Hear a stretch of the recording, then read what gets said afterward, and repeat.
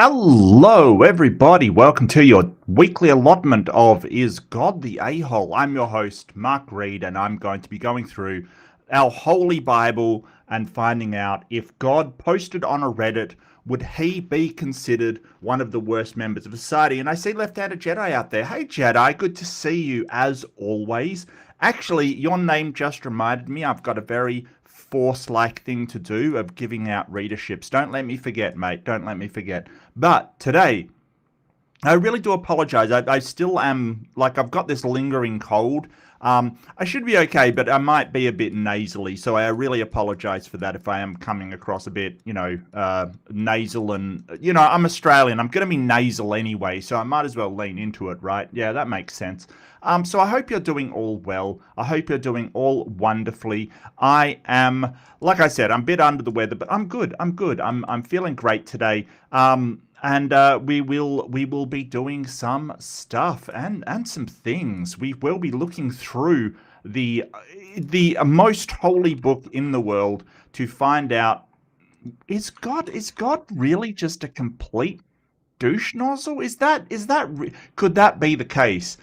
Consensus sort of says yes at the moment, but we are in Genesis, which is one of the most primitive books, and we're almost through it. We're almost through that and on to Exodus, where it doesn't get much better.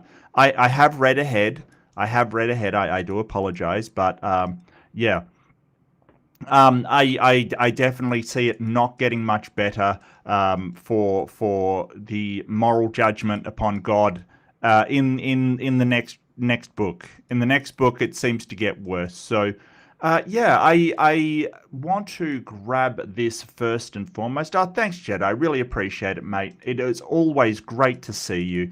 But we will grab the travels of Joseph and his father Jacob, and presumably, they keep referencing their fathers and stuff. If you look up a sphincter, yeah, absolutely. Hey, Tori, how you doing? Tori! So good to see you. Left-handed Jedi's in the house as usual. So I should be clicking on things and stuff, but I keep forgetting. And I will let people trickle in and then give out those readerships. If Jedi does remind me, that would be great too. Fantastic, thank you. Yeah, I've just been a bit under the weather again, so yeah, forgive me. I'm a bit out of it. But that's okay. That's all right. I will pull up, and I might get this in the other window actually, before I do it. Yeah, so I've been trying to practice script writing lately, so to do some stuff while I've been waiting for more debates and things. So I would love to do some of that stuff. I'll see how it goes. I won't destroy myself trying, but I definitely want to get better, because I think I suck at that. Like, I don't have a great time in it. And not that I don't enjoy it, it's just I'm not very good at keeping on track of things. As you might have noticed, I generally go off on a butterfly. That's generally me. That's generally me. I'm totally understand. Can be annoying, can be interesting, but can be annoying. I grant you. Tori, that's awesome. That's absolutely awesome. You know what? It really shocks me how little vacation time the American people get. I always want to. I always want to mention that they really are shortchanged, and I hope you do get a reasonable amount of time to rest and recoup. But that's fantastic, Tori. Love to see it. Love to see it. Left-handed Joe, remember 30 months? Like, seriously, wow. Who would have thought I'd be around for 30 months? That's insane. That's over 2 years, mate. That is awesome. Absolutely awesome. Thank you so much. But holy Moses! Yeah, not so much, as it turns out. Not so much. Yeah, Moses, not so much.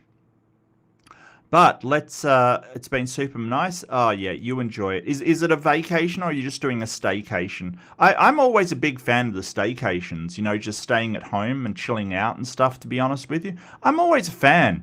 I'm always a fan. I can increase this. This is fine. This is fine. It's all good. It's all good. Hey, at least my sound is working this time. That's good. That's a bonus. That makes things interesting. Again, we've got a post by I am Yahweh posting on Reddit's subreddit. Am I the a-hole? Am I the a-hole for preserving one family during a famine while allowing an entire nation to become dependent on their leader? Yeah, I think an omnipotent God probably has an obligation to preserve more than just his favorite family while letting everybody else suffer. I think that, okay, I'll amend that. An omnipotent God who's also omnibenevolent. I think that if there's nothing else, it really shows that somewhere in between God of the Old Testament and the modern conception of God, he got the omnibenevolent somewhere. Because there is no way you can look at the Old Testament and say God, the character of God, is benevolent. Like, of all the adjectives you can pull out of the Old Testament, benevolent is not one of them. Vengeful, yes. Judgmental, yes. Angry, yes. Sadistic, yes. Not benevolent. No. There is no way that counts. Oh, wow. Okay, I just had a wall of green come up. Wow, stop the stupidity. Gifted 10 readerships. Thank you so much, STS. That means so much to me, mate, and so good to see you. I will run through these and then I'll give a couple of hellos to people that have come in. More than happy to. Wow, you hit Tori first off? Wow. Okay, STS, stop it. You're just too good at this. Holy crap. Wow. There you go, Tori. Vacation and a gift. There you go. It's all coming up, Tori. So those go out to Tori, Swanziger, Spider, Canned Case, GG, Liberatus, Dragon. That's a cool name. Look, that name, wow. Okay, that sounds like a D&D character, I gotta say. Maybe it is. You don't know. Hey, if you're using your D&D character name for your YouTube account, more power to you, say I. Jack and... okay, this one tripped me. Jack and Anada painting.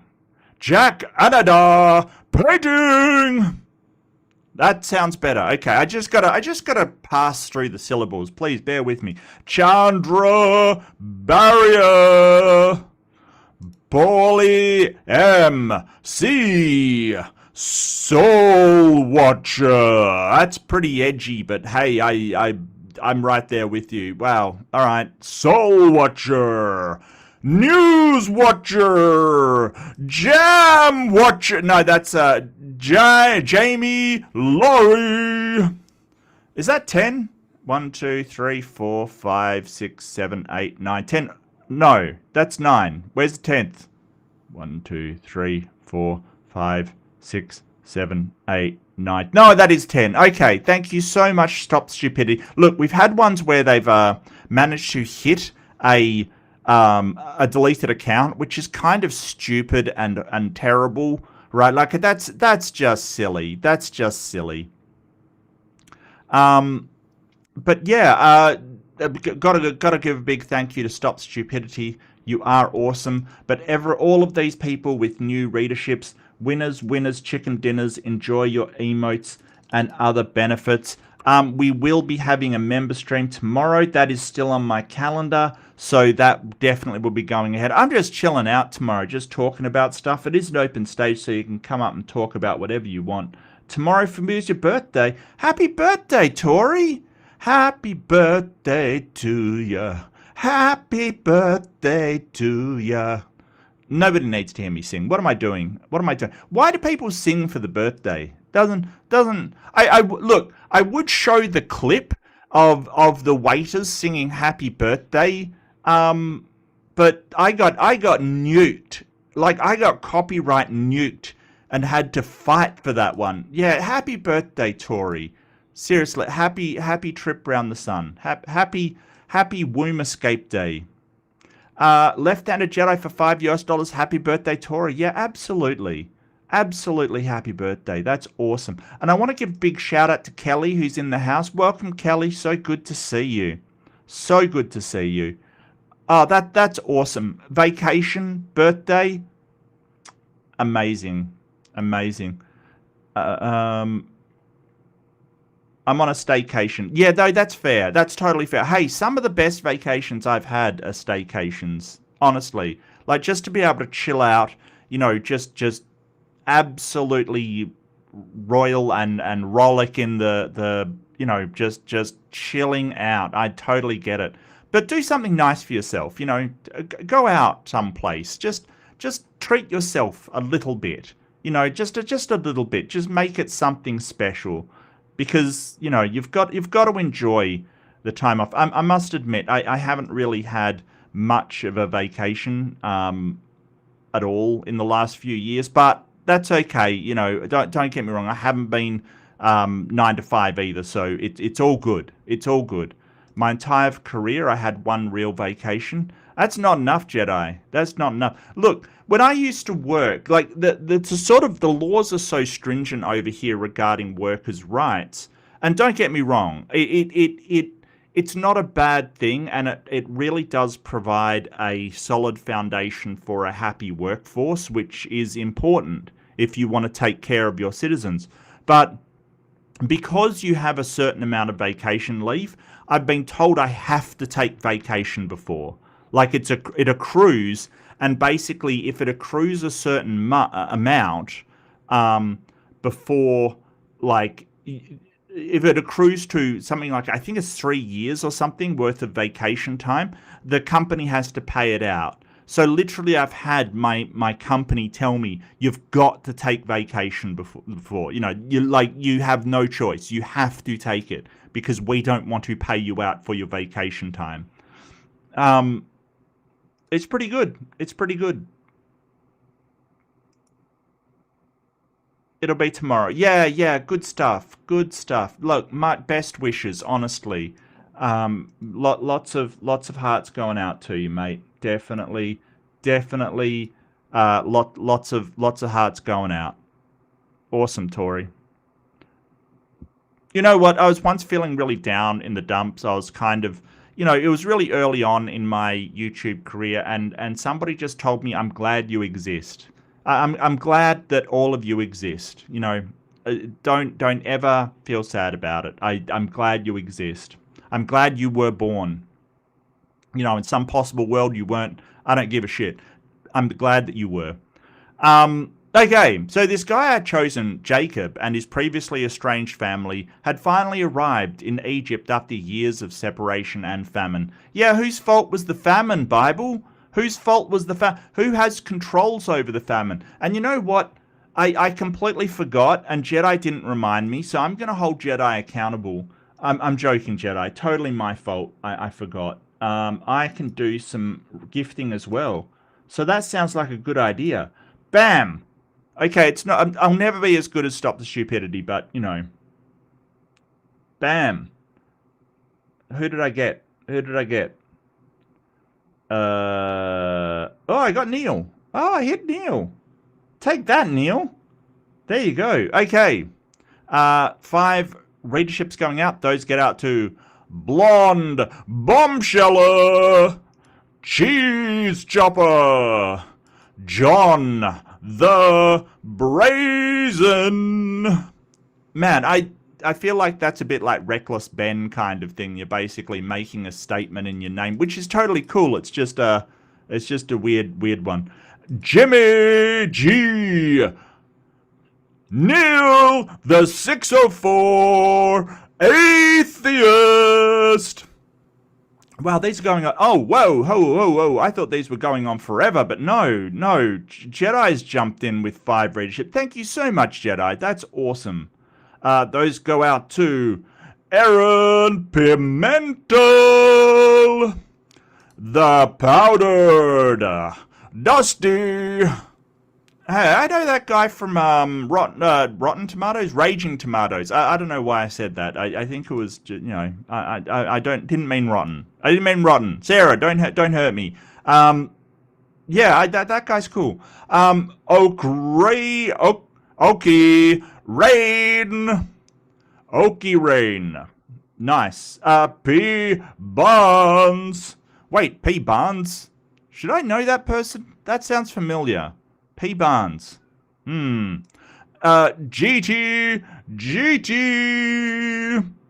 There you go. And Left-Handed Jedi's dropping 5. Thank you so much, Jedi. You are a champ. I love to see it. That's awesome. Winners, chicken dinners. Again, all kinds of memberships dropping. Yeah, so come along to the member stream if you want to see a middle-aged man desperately struggle with Minecraft. Basically, that's what I've been playing lately, and so that's what I'll probably be doing a majority of. But hey, I'm more than happy to talk about anything. All good. That is the member stream tomorrow. Be there, or be a rectangular thing. All right. Wow, I really am showing my age lately. Ugh. Yeah. So after years of separation and famine, yes, the years of separation and famine was mostly God's fault. Yes, especially the famine part. You would expect that it was God that sent the famine and then rescued. Is it a rescue from a famine if you caused the famine? I feel like it's not a rescue. Like, you can't say God rescued them from the famine because he caused the famine. You know, it's like saying, hey, I rescued somebody from a fire that I had set, I was an arsonist, but I rescued. Is that a rescue? I'm not. It probably counts, but hey, it's pretty dodgy. It is pretty dodgy. Joseph, Jacob's son, introduced some of his brothers to the Pharaoh, who agreed to let them settle in the region of Goshen. It was some of the best grazing land in Egypt, and Joseph's family was given permission to live there and care for their livestock. Joseph was responsible for distributing Egypt's grain, and people came across the country to buy food during this time of famine. Eventually, however, the money ran out, so the people of Egypt exchanged their livestock instead. Yes, so when money ran out for food and they couldn't pay money to the government, which is the Pharaoh at this point, for food, they gave their livestock. I feel like this is a scam or something. Like God's gone, well, I've got to get all of these people's possessions into the Pharaoh, so let's send this famine to really make them suffer so they've got no choice. Like, this isn't a great thing. And shouldn't the government be taking care of the people, like, without payment in times of a crisis? I can't help but feel this is doesn't Pharaoh have a FEMA? Like, when there's times of crisis, you generally do take care of your people because the government relies on those people doing well in order to flourish. I don't know. I haven't seen much of Neil either. You're 100% right. I know that Mikey's still knocking around. Neil, he kind of broadcasts at a really weird time, so I don't know. I haven't seen much of him. He usually does deconversion stories, but I don't 100% know. Yeah, last one was like 9 days ago. Well, he might have had a little vacation as well. I'm not 100% sure. Yeah, okay. So when the livestock was gone, when that was gone too, they returned the following year with a proposal for an even more radical trade. They would surrender their land and even themselves to the Pharaoh in exchange for food. Joseph accepted, and I did not stop him. Yeah, this is absolutely atrocious. So after all of their livestock is gone, they're then going, hey, we'll give you all of our land and all of the livestock and everything to the Pharaoh because of the famine that God sent. I can't see this. That's a bit of an asshole move, in my opinion. That's my opinion. Okay, you may disagree. You just may disagree. Um, you know,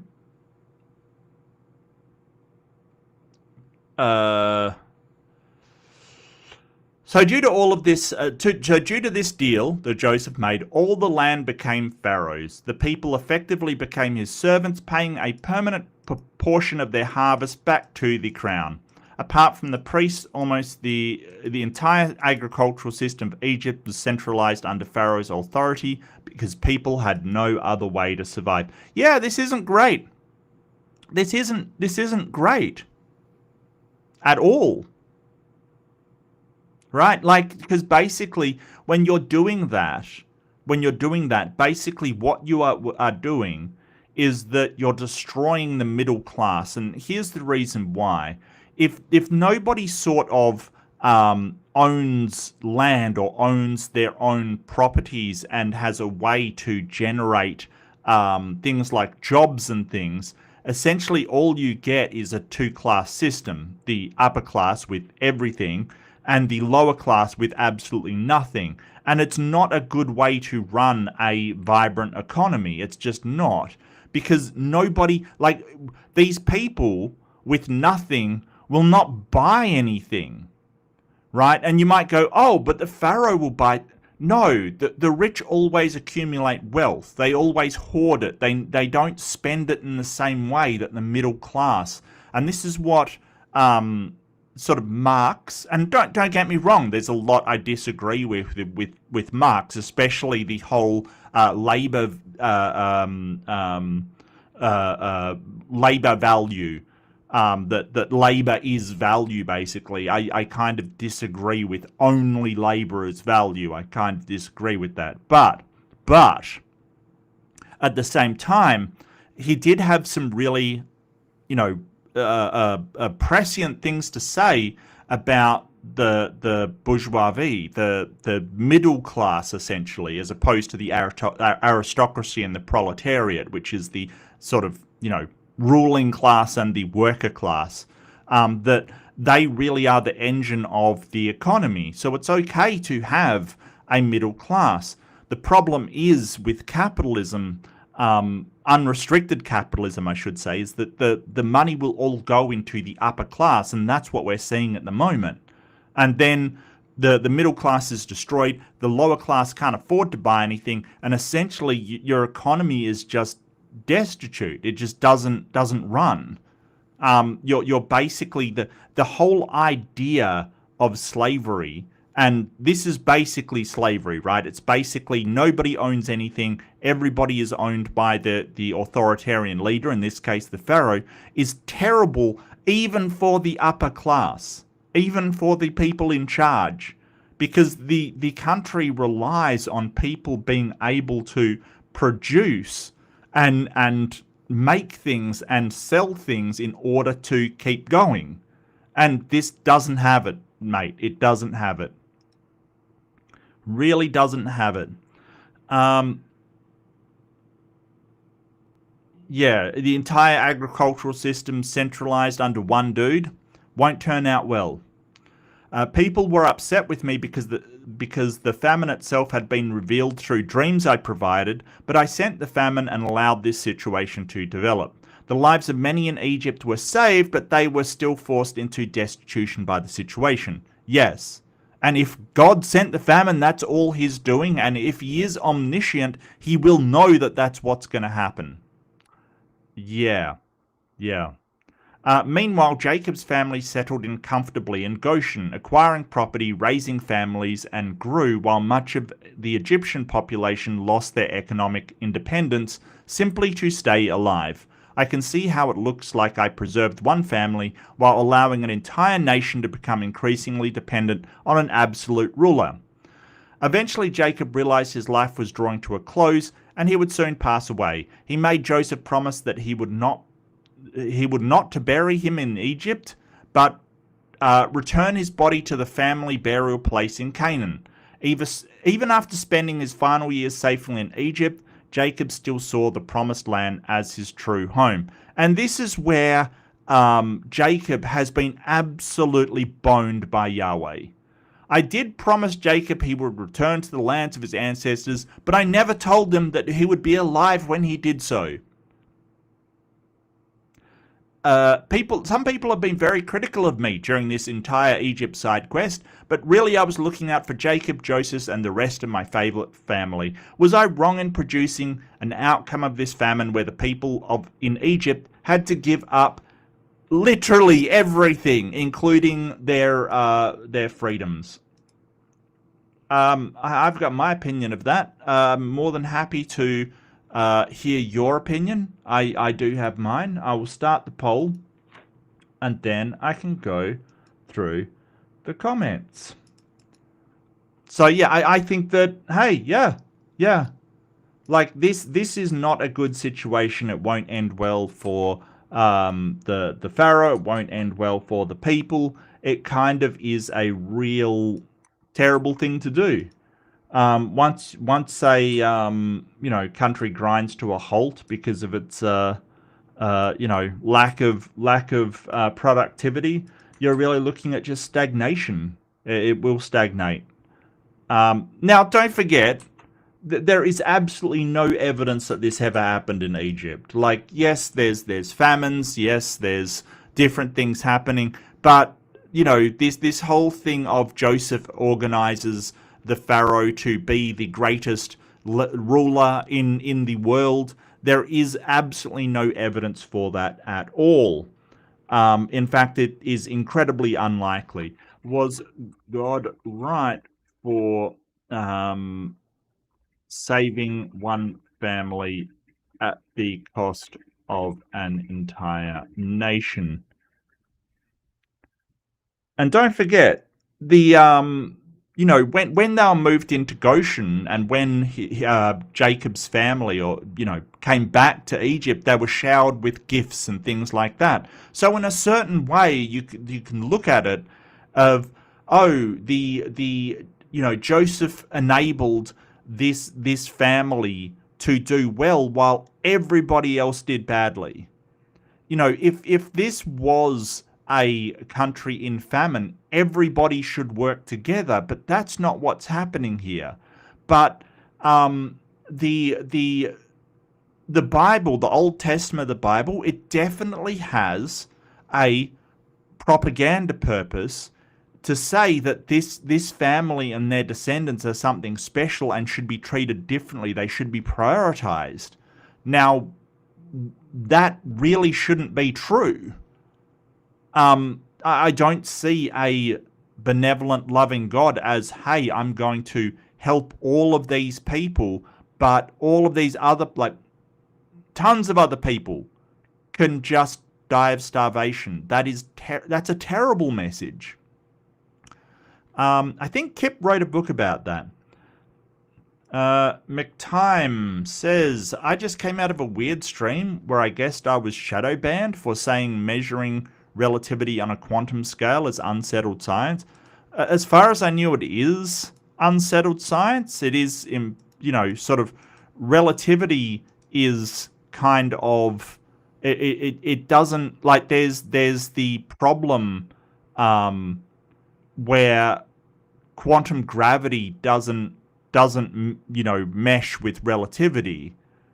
There's a problem there. So the big goal is to search for a theory that will encapsulate both. That's the grand unified theory that will unify quantum scale gravity interactions with relativity. Somehow. I don't know. I'm not a physicist. It's not going to be me because I'm not knowledgeable enough. But that's the holy grail of physics, right? That unifying theory. So I don't know why you'd be shadow banned for that.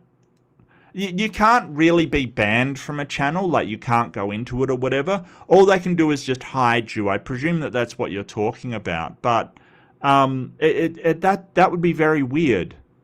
That would be very weird. Yeah, you're not wrong. You're not wrong.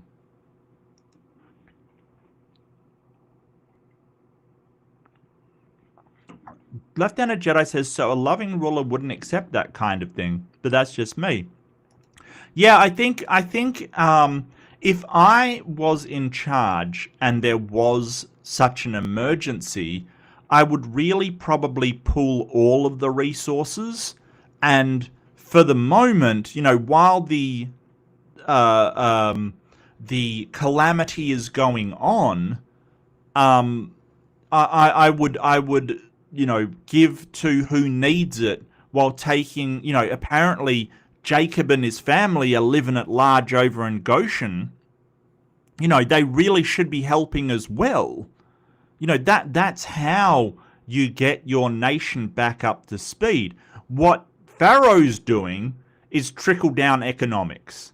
Okay, we can thank Reagan for that one. It's been pushed by right-wing conservatives again and again and again. Trickle down economics. What you do is you give massive tax breaks and you give wealth to the aristocracy, the upper class, and they will spend it, and it trickles down to the middle class and the lower class. And it has never worked. It's never worked. What has worked in cases like the reason why America came through the crisis of the last pandemic in great shape, actually, they were probably the best off.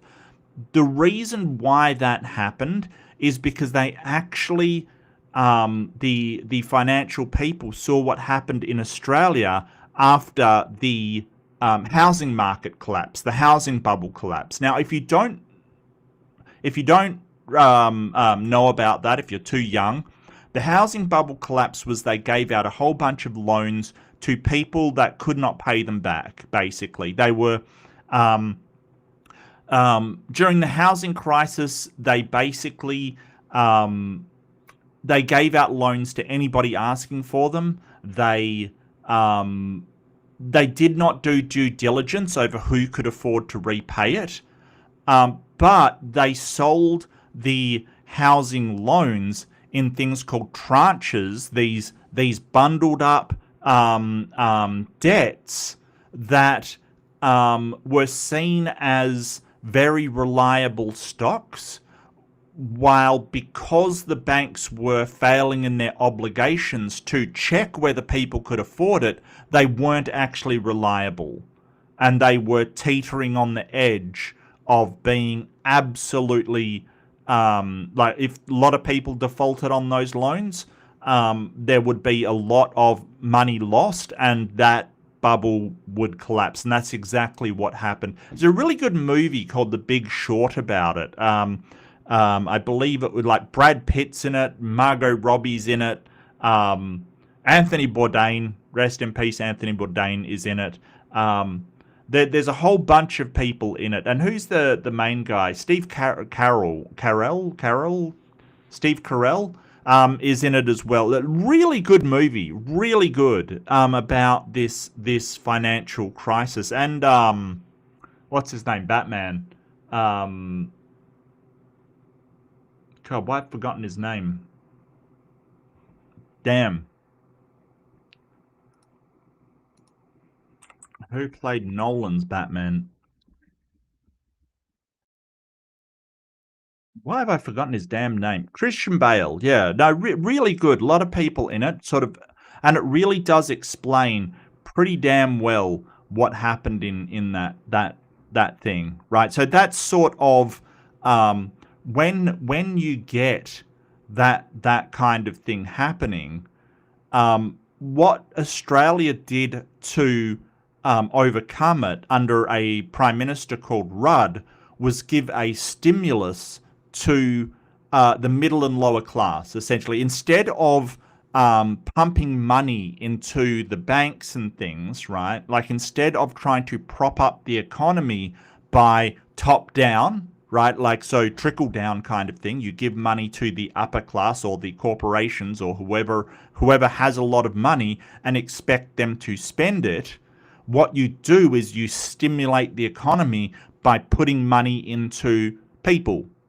And it worked. It 100% worked. Like, Australia was barely affected by the housing crisis because basically the government provided stimulus checks for the lower classes, and therefore people had spent that money before they had even got it. Like, they were going out going, oh, well, we're going to get this check, let's spend it, and then, we'll just, get the check, and that will cover our rent, or, our needs for the next, they were really doing that.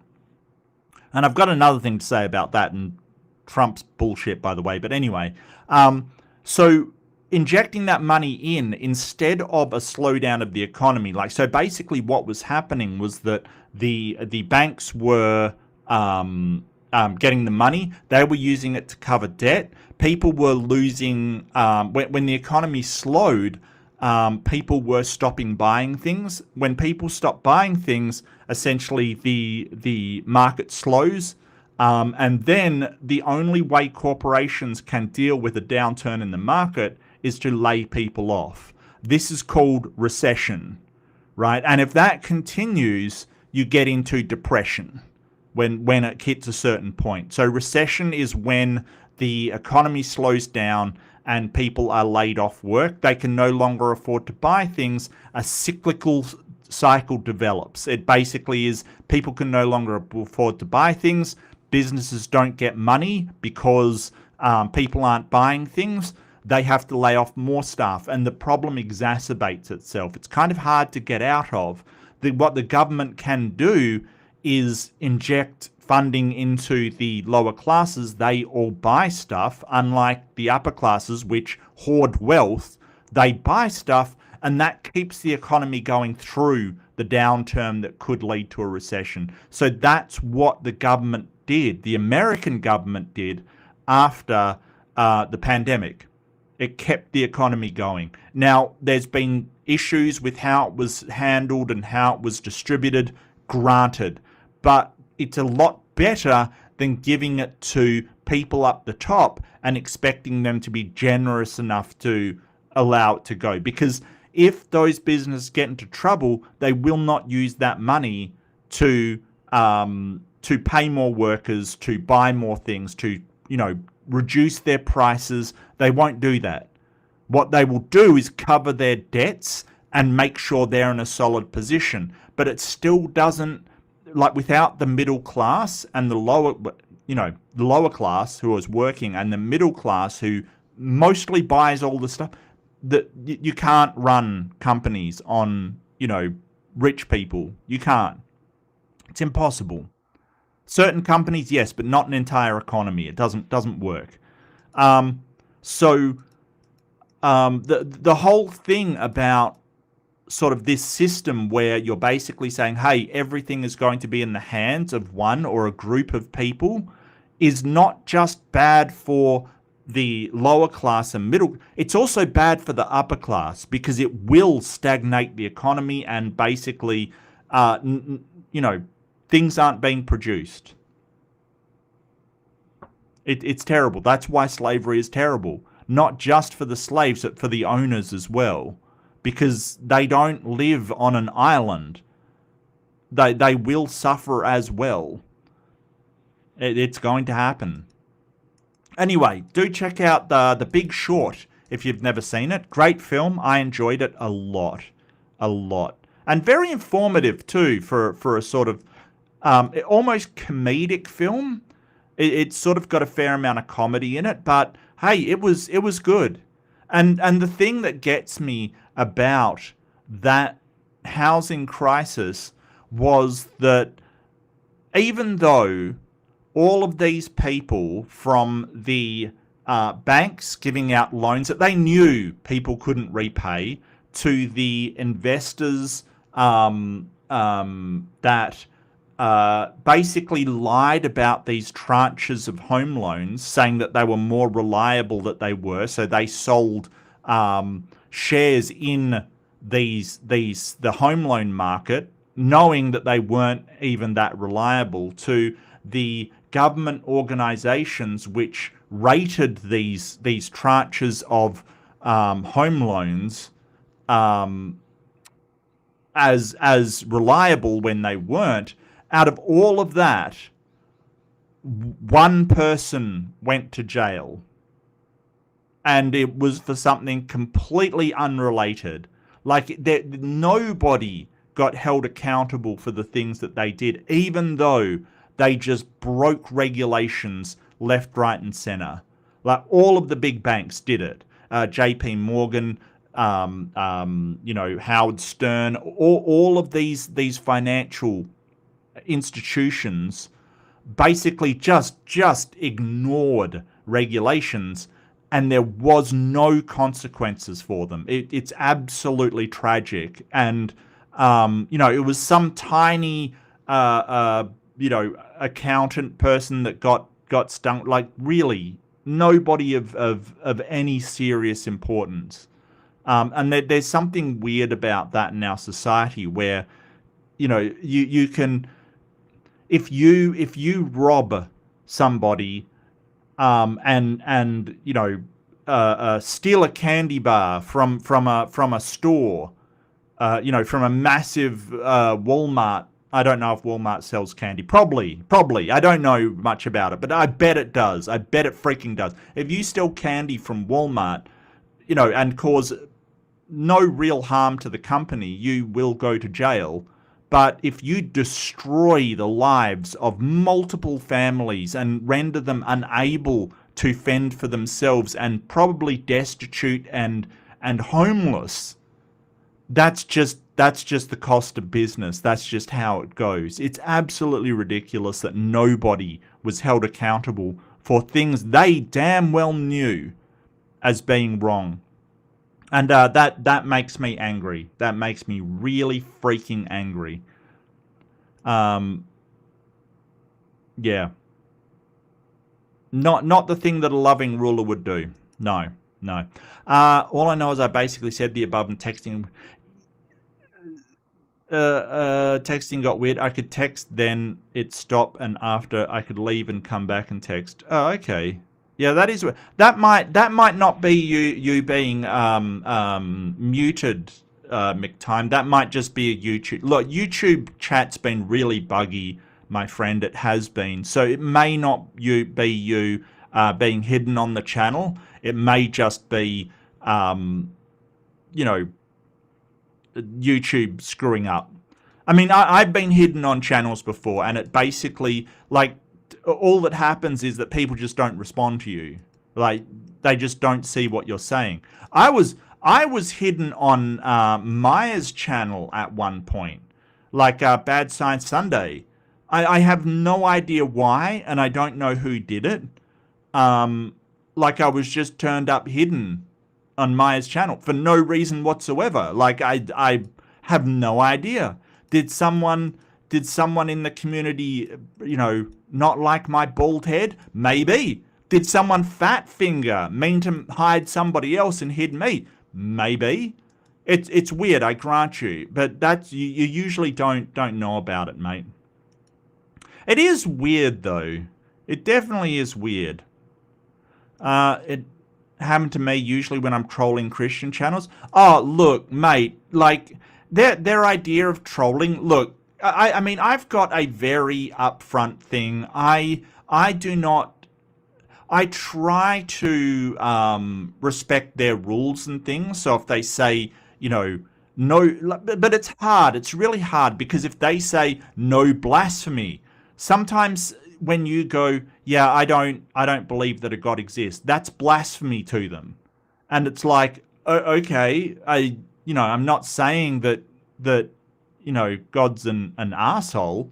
I mean, I'm saying it in this show, but not on their channel. They don't have to come over to my channel and hear me rant about how bad a person God would be if he existed. They don't have to do that. That's okay. But, if they sort of say, hey, no blasphemy, I won't go over and go, God's an arsehole on their channel, right? Like, but sometimes to them, blasphemy is just saying, hey, I don't believe that God's a real person. I don't consider that blasphemy. That's the thing. Like, that's just my opinion.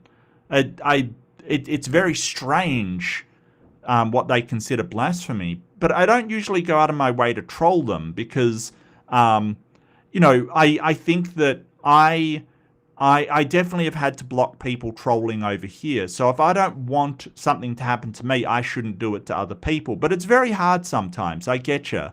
I get you. Because they will come over and say the most out-of-pocket shit. Like, seriously. Like, Wilson's followers will come over and say some of the most foaming at the mouth, crazy stuff that you wouldn't expect out of any rational human being. And, then they'll go, oh, you're banning my free speech. No, this is my house. You don't come into someone's house and say that out-of-pocket crap. I don't do that to other channels, even though, me not believing in God is apparently blasphemy to them. There's not much I can do about that, but I certainly don't troll them. But, yeah, no, I get you. It can be hard not to sometimes because, well, there's definitely people out there trolling for Jesus. I get you. It's hard to go, well, you deserve the same thing. I get you. I just try not to. But, hey, I'm not telling you what to do. You mentioned Yahweh's dad being El sets off young earth creationists. Yeah, and that's the thing. That's exactly right. And that's an example of what they count as blasphemy. Right? Like you say, hey, Yahweh was part originally in Mesopotamian legend or Mesopotamian mythology, was part of a pantheon. And the reason why Yahweh is associated with lightning and thunder and sort of fire is because he was a god of storms, sort of volcanoes, like chaotic, natural events, and war, right? He was a war god that also was a bit like a Thor character, but not exactly, because also, volcanoes and earthquakes and basically, violent upheaval. It's like in Greek mythology, Poseidon was associated with the sea. Everyone knows Poseidon was the god of the sea, but also earthquakes were Poseidon's domain. He was called the Earth Shaker because earthquakes as well. So, a lot of these different pantheons, they'll wear a lot of different hats. But, El was definitely Yahweh's father, and Baal was his brother. It's not something that we're like, oh, we're unsure of this. No, this pantheon existed in ancient Canaan, and he was part of a pantheon. Divine nepotism. Yes. It does feel like that, doesn't it? But here's the interesting thing. When we're talking about ancient times, tons of people claimed their family was favored by God. Like, everybody did that. Whether it be the Greek city-states who claimed their patron deity that would favor, their particular people, to the Assyrians who had their own god for themselves, Assur, who would be the, look after the royal families of Assyria, right? They would all claim this. This isn't, like, when reading the Old Testament, it does seem horrible what Yahweh's doing. Yes, he's basically going, screw all of you people, I've got my favorite family, and I'm going to take care of them. Absolutely nepotism. Gotcha. But it's not unusual for those ancient times, to have a patron god who takes care of your tribe, your group, your people, your family, and, anything bad happening to the others, well, that's your patron deity giving them the business. Hey, native atheist, good to see you. Yeah, so it's not unusual, mate. It's definitely not unusual for the time. It's completely usual. It's just this one persisted, that's all. Yeah, hey, native atheist. A lot of politicians benefit from it? Absolutely, yes.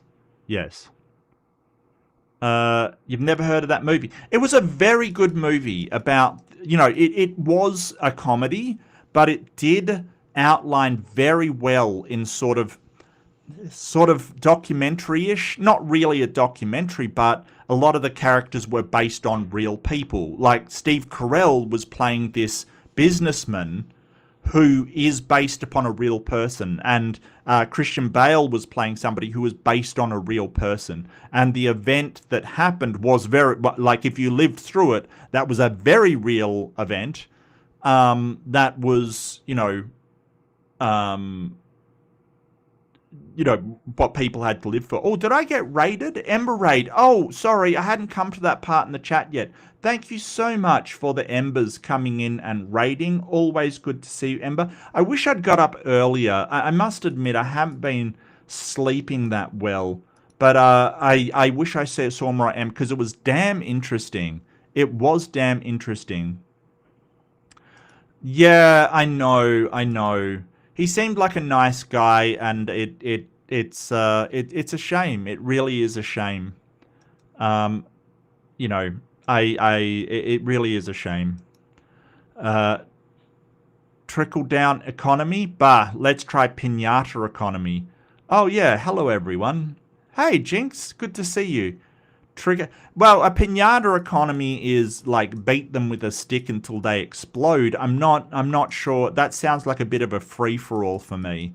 I feel like I'm not, in the real world, a pinata is basically a child beats it with a stick and everybody else gets to scramble for candy kind of thing. It seems like a may the strongest win kind of stuff. I'm not sure. But I do like the idea of whoever beats them with a stick has the handicap of, you've got the blindfold on, so you've got to, you'll probably be last to it.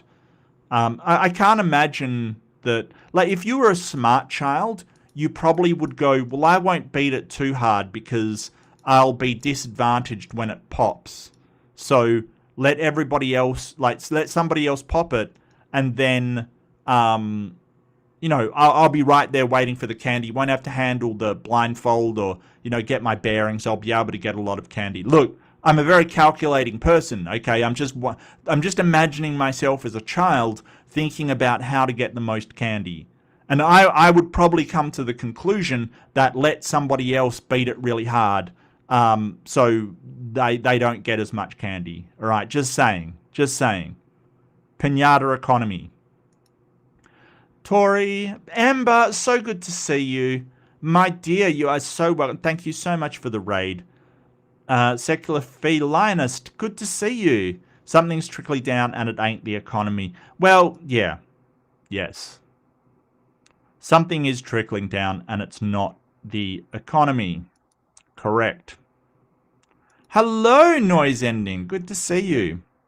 Hey, Titan. Good to see you, my friend. Very, very good to see you. Ember Raid. Yep, I did notice. I got it eventually.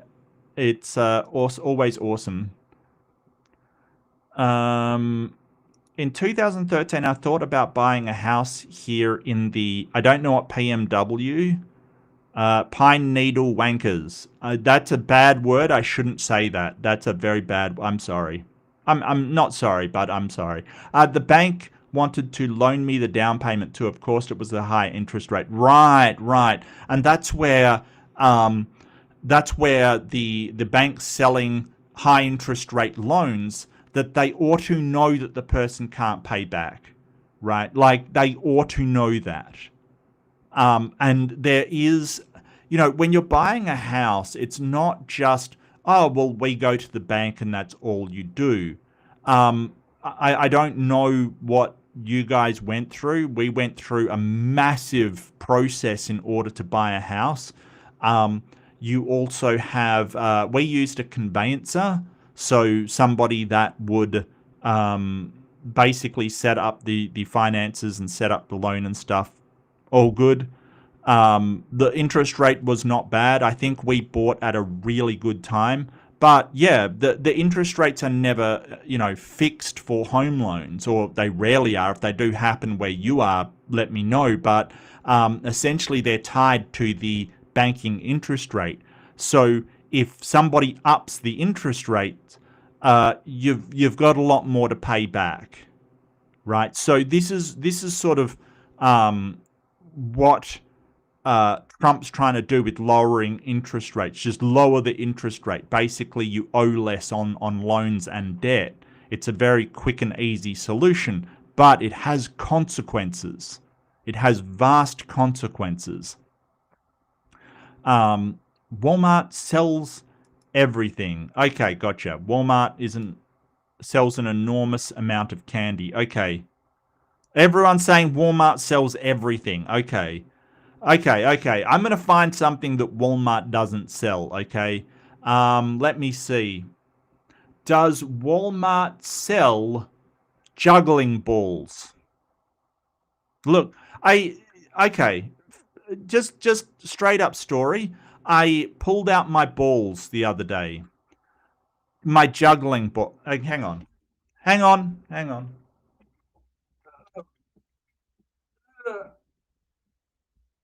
Hang on, I'm pulling out my balls. Just bear with me.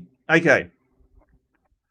These are the only ones I could find. Okay. They're in different colors. They weren't my main set. Like, they're actually sort of squeezy. They're not the bags that I'm used to. Now, I have been juggling I have juggled my balls in the past, okay? Just letting you know right now. I can juggle these balls. I am so rusty and out of practice. I pulled them out. Like, I had to ask Lynn where they were, actually. My wife knew, because I know nothing, Jon Snow. But yeah, apparently I have gotten really rusty at juggling. So I've got to practice. Well, I don't have to practice, of course. No one's gonna, how dare you not be able to juggle your balls? How dare you?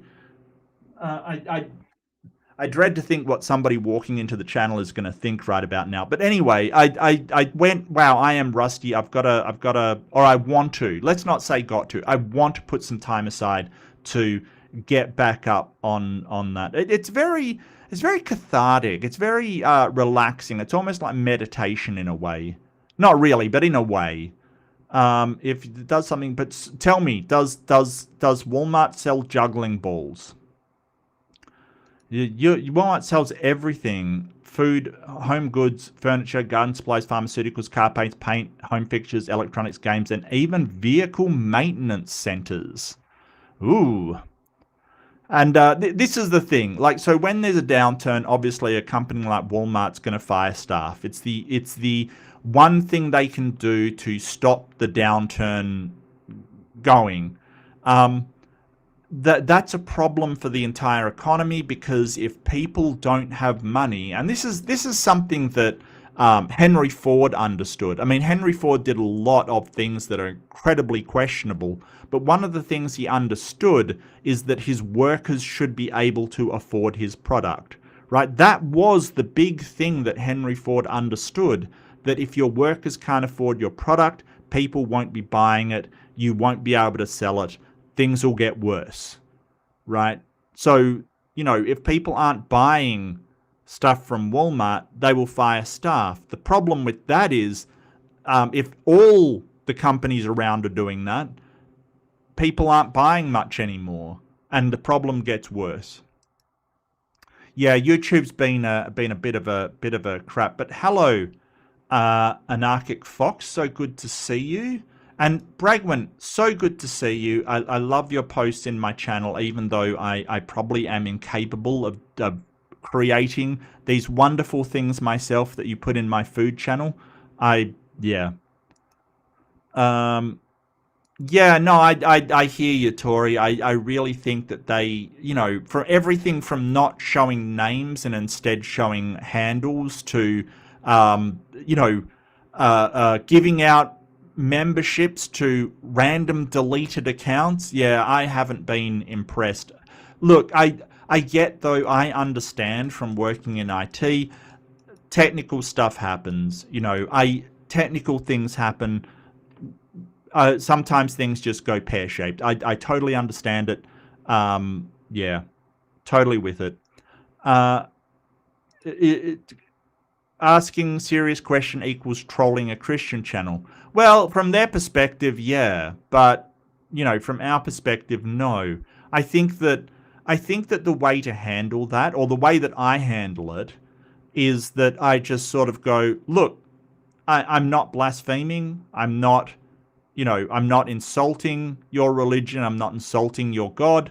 just this is what I understand. You can think I'm wrong, but, you know, if you want to ban me, ban me. That's where it's at.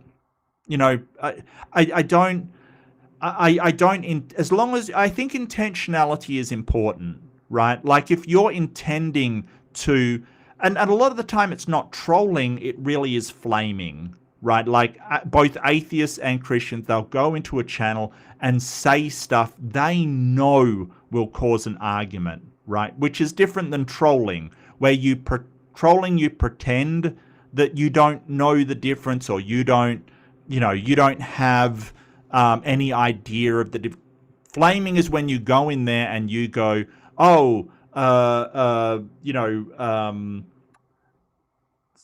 you go into an atheist channel and you go, oh, atheists have no way to tell what morality is because they have no morality. Okay, you know that's going to start an argument. You know, and atheists do it as well. They go in there and, you know, and, you know, both atheists and Christians, they'll go into a Muslim channel and go that Aisha, Muhammad's wife, was underage and then start an argument. Yeah, okay. You know, I think intentionality is important. I think that if you're like just commenting and you're not trying to be blasphemous and not trying to, but it's a reasonable question, right, or a serious, semi-serious question, sure, that counts, then no, it's not trolling. If you're going in to start an argument, then yeah, you're flaming, basically. You're flaming the chat. You're essentially just saying stuff in order to get an argument. And I think there's a big difference between the two. But I think that as long as you're honest and go, hey, I'm not trying to start an argument, I am just relaying something that is in fact true, then that should be fine. No blasphemy. I have no idea what shit is blasphemous to some random folks. Yeah, just look, just not believing in God is blasphemous to some random folks. And there's nothing you can do. Like, I don't think that I have control over my beliefs. Like, I can't just believe in God any more, like choose to believe in God any more than a Christian can just choose not to believe in a God. You got to be convinced, right? Oh, hey, Beck, good to see you. I'm not sure why you're angry. Are you okay, mate? You know, hope you're all right. Hope you're all right. I know you've been having a tough time lately, so I hope you're okay. But it's good to see you, Beck. I'm glad you're with us. And Tori, I'm glad you were born. Happy birthday to Tori. Tori's having a birthday, so everyone wish just her the best birthday. Like, seriously, we gotta celebrate the small victories. And you know, there was a time where I sort of said, hey, I don't even celebrate birthday. I don't care about my birthday. I don't really want to celebrate it. I don't care. I think that as I've gotten older, I've realized, hey, it's good to celebrate even the tiniest victories, and just another year around the sun surviving on this absurd planet, this absurd world, is a victory. So congratulations, Tori is victorious. Invictus! In anarchist, in my opinion, people who shout about free speech being repressed are usually spouting fascist crap. Well, I think there's a sort of I think actions speak louder than words, Fox. I think if you shout about free speech, the thing that gets me about this regime is they've done more to crush free speech, like Stephen Colbert and, you know, all of the Antifa people, and they've, you know, gone after Hassan Pike. They've done way more to crush free speech than you know, hate speech laws ever have. It's ridiculous what they're doing, which is more their actions, like, oh, free speech, we should be allowed to say anything. Then when they hold power, they absolutely crack down on anything they don't like. Oof. Oof. On Bad Science Sunday, we learned there's a Sea of Poseidon in Greater Earth beyond the ice wall. Doesn't everybody know that? Doesn't everybody know that? Wow, okay, that's some horse hockey right there. But hey, Noise, I'm not sure if I said hello to you, but it's good to see you. In ancient Canaanite and early Israelite, El God Most High. Yes, correct. Yeah, absolutely, absolutely. You know, that is a fact. If you look at early Mesopotamian mythology, it was, Yahweh was in there. It's just, it's one of those inconvenient truths for the Christians. So they say it's not true. Okay. I don't know why you think that's not true, apart from you don't want it to be true. I don't know, Beck. I'm right there with you, though. Poseidon is part of the Greek pantheon. The Morrigan is part of the Irish pantheon. I don't know which pantheon Yahweh would be in. That would be the Canaanite pantheon. So in sort of the lands of Canaan, which was sort of a Mesopotamian area. But it's vague, right? Because they kind of, just like the Greek pantheon was sort of adopted by the Romans, who then just gave the same gods their own names, that kind of stuff happens everywhere, where Yahweh was part of a Canaanite pantheon. The Israelites took them on as a patron deity, but was it the same deity? Well, yeah, it was. It absolutely was. But it wasn't that they also had the other pantheon. They just stole that one god, basically. Unlike the Romans that had they had Mars instead of Ares, and Neptune instead of Poseidon, and things like that. Like, these concepts, they travel. Don't watch bad science, watch good science. No, Bad Science Sunday is good science. It's pointing out the bad science and what's wrong with it. Good science is critical of bad science. So Bad Science Sunday is good science. Do you see how my logic works there? If you're opposing bad science, you are good science. So in watching Bad Science Sunday, you're watching good science. That's logic. I learnt that. And Bragwin learned in Ember Stream, the moment I cross into Tennessee, I will legally cease to exist. I think almost everybody will legally cease to exist. Like, that was the thing. If they're saying, hey, there's these, like, genders that don't exist. So it's so weird that they're referring to sex in this stuff instead of gender, right? Because you have, without any criteria, and Ember made a fantastic point of this, any criteria to put people into one gender or the other. So, no matter how you look at it, no matter how you split it, there's going to be people that don't fall into any of their categories, especially intersex people, where you can have somebody with XYY, or they can be XY and have a resistance to testosterone, and the hormones that make you a man, basically. So it's kind of wild that they just have sort of outlawed the idea not only of gender, but of sex. Like I said, they basically have done a abolishment of gender in the stupidest way possible. Like, seriously, it's so wild. Yahweh was from the ancient, Canaan, a storm warrior god, lesser deity under El. Well, is a son under El. Just like Apollo was Zeus's son, right? Or Zeus was Kronos's son, the Titan Kronos's son. It's just a familial relationship, yeah. I mean, it wasn't really a lesser deity. It just was familial relations. I mean, he was lesser, but that was just because he's like, Apollo was a lesser deity than Zeus, basically. I guess I want to make clear that, in the way that, the people didn't see Yahweh as a lesser deity. Like, when you say lesser, it kind of suggests that he was seen as weaker, but that depends on the patron deity of the area. Like, for instance, Athens worshipped Athene, so she was the major deity for, or the greater deity for Athens specifically. But I get what you're saying, yes. The fascist tendency to unperson folks leads a lot of us to wind up entirely outside the law. Oh, look, dude, I Ember, I am really worried about going to America because I, don't exist under the law to them. They've made it abundantly clear that if you are from outside or you don't have citizenship, you have zero rights whatsoever. That is scary to people. If you come to Australia or if you go to Canada or if you go to any of these nations, even if you're not a citizen, you have certain rights. Okay, you have the right to due process at least.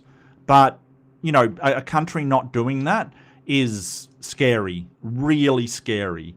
And I worry that they're going to say that rights don't apply to other people, and that is scary as well. Then the pinata bursts open, you engage in fisticuffs for peanut butter cups. Yeah, it does seem like it would break out like that. That does seem like a thing. Israel and Judah were, on who you ask, polytheistic or monolatric, meaning they acknowledged many gods but chose to primarily worship. Yes, yep. And that's Israel and Judah, the countries, right? Not the people. Oh, hi, Mark. I know you wanted me to say that, Kip. It's so good to see you, Kip. I'm glad you're here. Thank you so much if you rated me. I didn't see a notification, but I know that you occasionally have problems. But thanks, Kip. Oh, hi, Mark. That guy. Wow. Pacific Northwest. Oh, okay. Why is pine a bad word? What pine are you talking about? Are you talking about the tree, or are you talking about to feel sad and to feel regret and sadness because of somebody leaving or something? To pine for the fjords? This word has multiple meanings.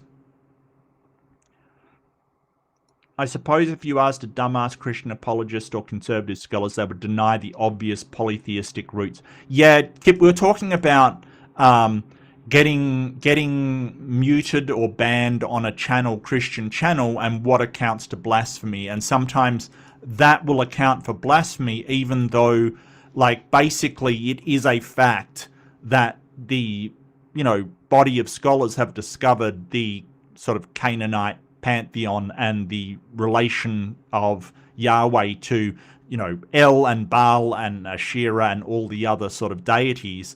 It would still be seen as blasphemy, and you might get barred for it. That's the thing.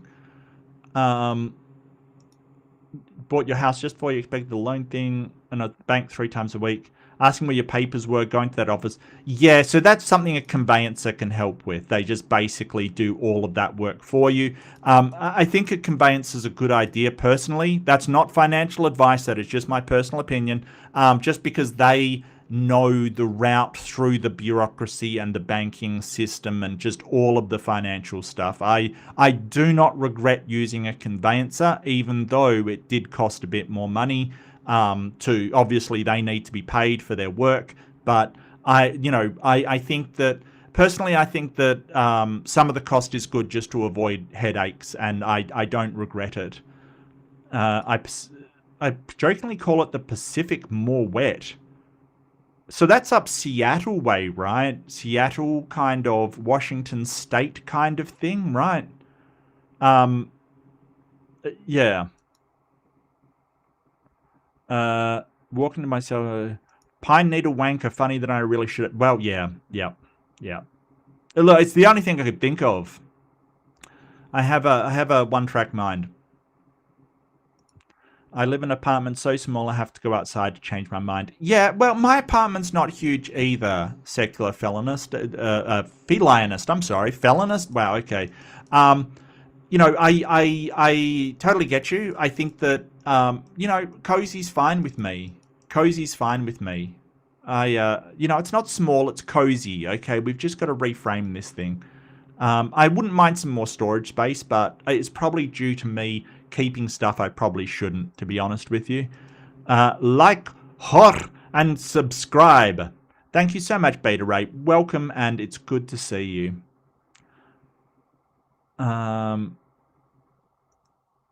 They told me nobody had done that, and they processed a mortgage loan so fast, and I told them it was ridiculously slow. Okay, so you basically were a pain in the ass until they... Look, part of one of my jobs when I did complaints was basically being a pain in the ass until things got done. It is a valid thing to do.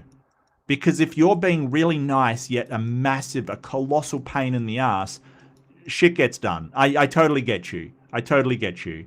But, you know, I think that when you're looking at buying a house, like, congrats if you ever do. Congratulations. That's an awesome step. It's not for some. Some people don't like it. That's fine. I think that there's a lot of stress involved. If you know, Titan, you are a absolute god at stressing other people out. But, you know, look, if people are stressed over it, it may be worth it. It may be worth it. My interest rate was just over 5%. Oh, nice. Nice, nice, nice. Did I see something drop there? Did somebody... Oh, yes, Stop the Stupidity. Gifted 5 readerships. Thank you so much, Stop the Stupidity. I'm sorry, I didn't get to it yet. There's tons of comments. I might have to be more thorough in my sort of filter of comments. I do apologize, but hey, we got to get through them. But Stop the Stupidity, thank you so much. You are amazing.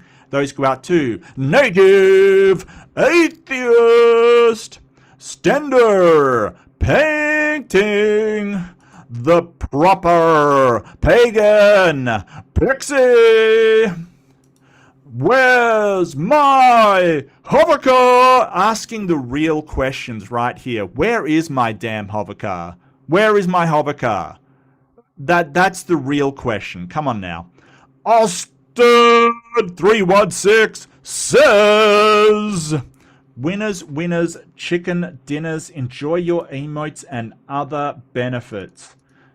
Thank you so much, Stop the Stupidity, for your amazing contribution and support for the channel. It means a lot. You're going to be 43 tomorrow. That's okay, Tori. That's okay. Hey, I'm 50 this year, and it is all good. I am a bit, you know, I was a bit earlier this year. I was a bit, oh man, I can't believe it. But no, it's fine. It's fine. It'll be fine. It'll be fine. You look forward to Bragwin's food posts? Yeah, so do I. So do I.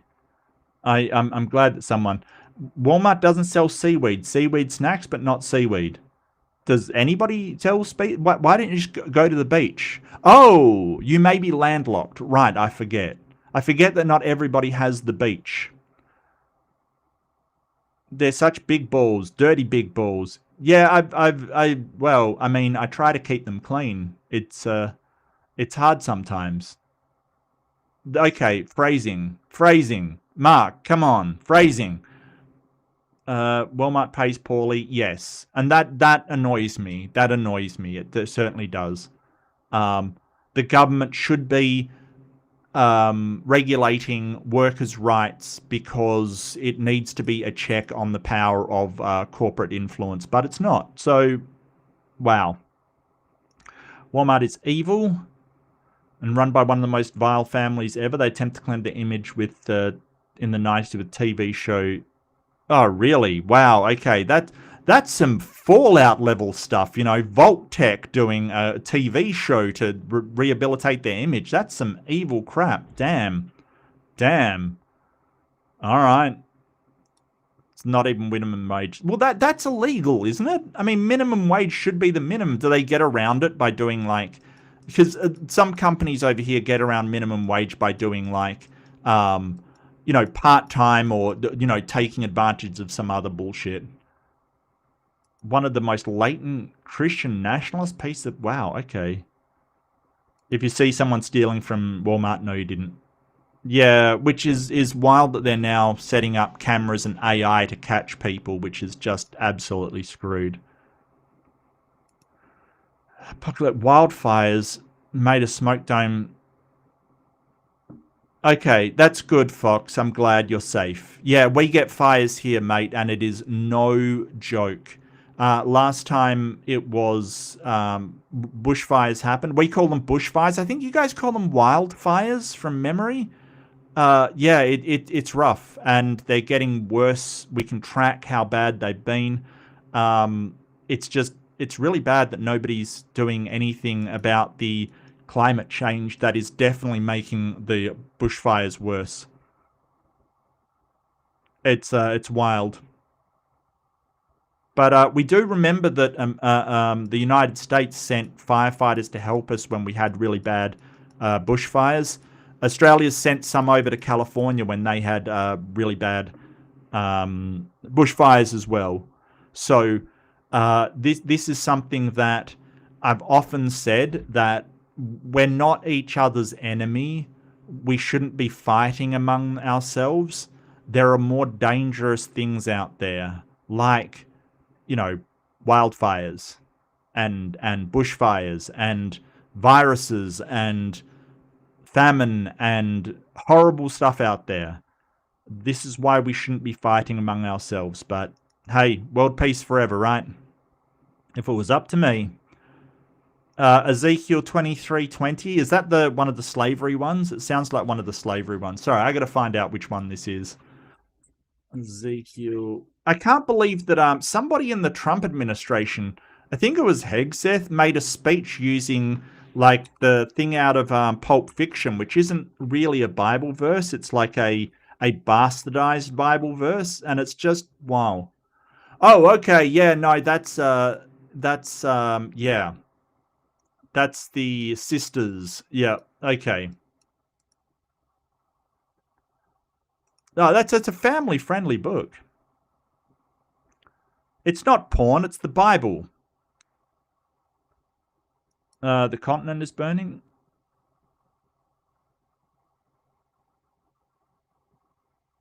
Yeah, I know, I know. You do that all the time. Is make one benign post. Apparently benign post, yes. And extra points if you can get people in the chat to fight among themselves instead of with you. Yes, I get your tactics. The people who say stuff about their wage theft probably disappear. Well, yeah.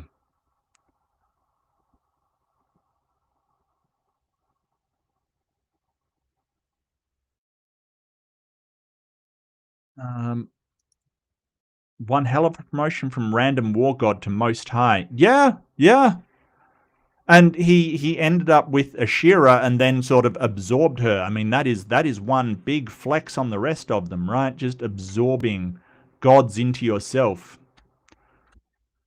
Yes, yes, kind of. Like the Old Testament doesn't really have like demons and angels in it. It just has other gods. Like, and they've sort of interpreted that as being demons and angels. I mean, angels were not, they were the messengers of the gods, right? They literally translate to messenger. They delivered messages, right? So it wasn't that, Baal was a demon or an angel or something like that. It was another god, and he had his angels as well, his messengers as well. Which pantheon does Aquaman belong to? Super Friends. The pantheon of Super Friends. Or maybe the pantheon of Atlantis. I'm not sure. I'm not 100% sure. Oh, gee, your province is on fire? Oh, yeah. Oof. Because it's summer over there, right? Like, it's winter over here. We're having a glorious time.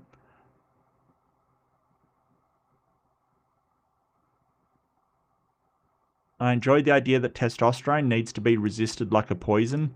Save versus puberty. Yeah, no, well, it doesn't. It just, it just causes changes that you've got to be aware of. And I think we could do a lot better explaining to young men how the hormone affects them and how they grow up. Because I didn't know much about it. I even got sex education, and I think that it was lacking in a certain way. I think it was very, very lacking, to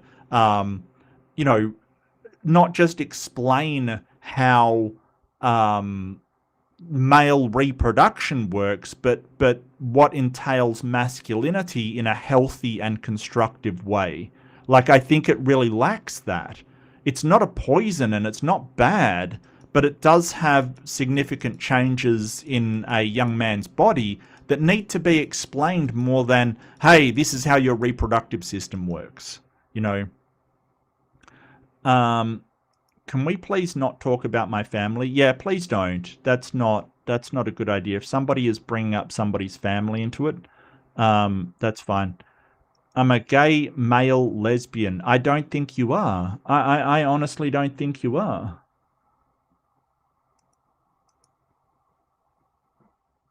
It's very weird. Unless you mean you're a person from the Isle of Lesbos, and then you very well could be. I don't I don't see think yeah. No, yeah, that is hilarious. But the better one is the Australian case that's come up, which is I think it's uh, Tickle versus Giggle or something. Yes, Tickle versus Giggle is the best one, right? That is the best one. That is the best name. That is a legal case in Australia called Tickle v Giggle. That is awesome. I'm describing monolatricism. Okay, cool. Yeah, no, I probably am. I didn't know that word, but I presume that means sort of patron deities and things, I presume. Give me the nip and nobody gets hurt. Damn right. Wait, I can be paid to be a pain in the ass? Yeah, it's called Fox News. And that's the thing. Like it's not news, it's entertainment, which is wild. Yeah, I get you, Tori. I'm very happy with my place as well. It's small and it's sorry, it's not small. It's cozy. It's cozy, but it's you know there's a lot of love in the place. There's a lot of love in the place, and it's you know my safe little artificial cave. Greetings, Purple. So good to see you. So good to see you. Um, Can't leave by underpaying them. Yeah, yeah. I get what you mean, Bregman. When you get hired, they give you a link to apply for food stamps. Yeah, yeah. It's wrong. It's so wrong. Yeah, absolutely, Fox. It's you know yeah, absolutely. Look, Tory, you know the US has been very good to us as well. You know, like it is that a case of you know when two countries have so much in common and they've fought together, and you know the Pacific, the war in the Pacific kind of brought us together, but also um, the you know the support of us through certain problems and certain things. It's called a friendship. You know, you don't start going, oh, how much have we spent on this friendship? If you're friends with somebody, you're friends with them. You know, you're not adding up stuff. So, you know, American has used our ports for refueling. It's got bases on Australian soil, and we were very happy to allow it until America went insane, like just insane, and started to say that we were some sort of parasite on them or something. You know, like it's kind of this wild thing where you have a friend and you know ally, but a friend, and they start saying you know some out of pocket stuff about how you never did anything for them, and you're looking at the bases on your country, and you know, for instance, um, NATO's only been invoked once. It's only been invoked once in the entire time it's been active, and that was for 9/11. For Afghanistan, it was invoked. And lots of countries stepped up. Britain stepped up. A lot of countries, Spain stepped up. A lot of countries stepped up for that call when NATO was invoked. Um, Australia stepped up as well. We didn't really have a treaty that we would come to the defence, you know, like NATO, but we still did. So to be told through Vietnam, through Afghanistan, through Iraq, all American wars, for the administration to turn around and said, what have you done for us, is kind of a bit insulting. You know, that's kind of really shitty thing to do. Because if your friend has, you know, and we've never called America into a war, right? We've never pulled American forces into any, and Australia's had wars in, like, there was the East Timor War. The Timor War Australia did alone. I think we had some help from the US intelligence and stuff, but they didn't send troops over here. You know, to be told after doing that, you know, you've done nothing for it, it's kind of really bad. It's like if you've got a friend and they get into fights and you're there for them to turn around and say, well, what did you do for me? It's horrible. It's upsetting is what it is. Submariner is the Prince of Atlantis. No, I thought Aquaman was as too. See, that's just different comics.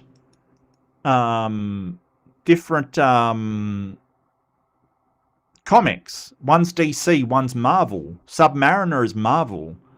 Aquaman is the King of Atlantis. It's a different comic, that's all. Actually, Baal was a title meant owner last or even Luna. Oh, okay. I did not know that. I'll get Kip to check it. Sal Giggle is still, yes, they are. The Canaanite Phoenicians called their gods Baal, and it had different names and attributes similar to different areas. To the Canaanites, the Baal was a god of storms and fertility. Okay. The Greek gods and titans. Oh, that's wonderful, Tori. That's wonderful.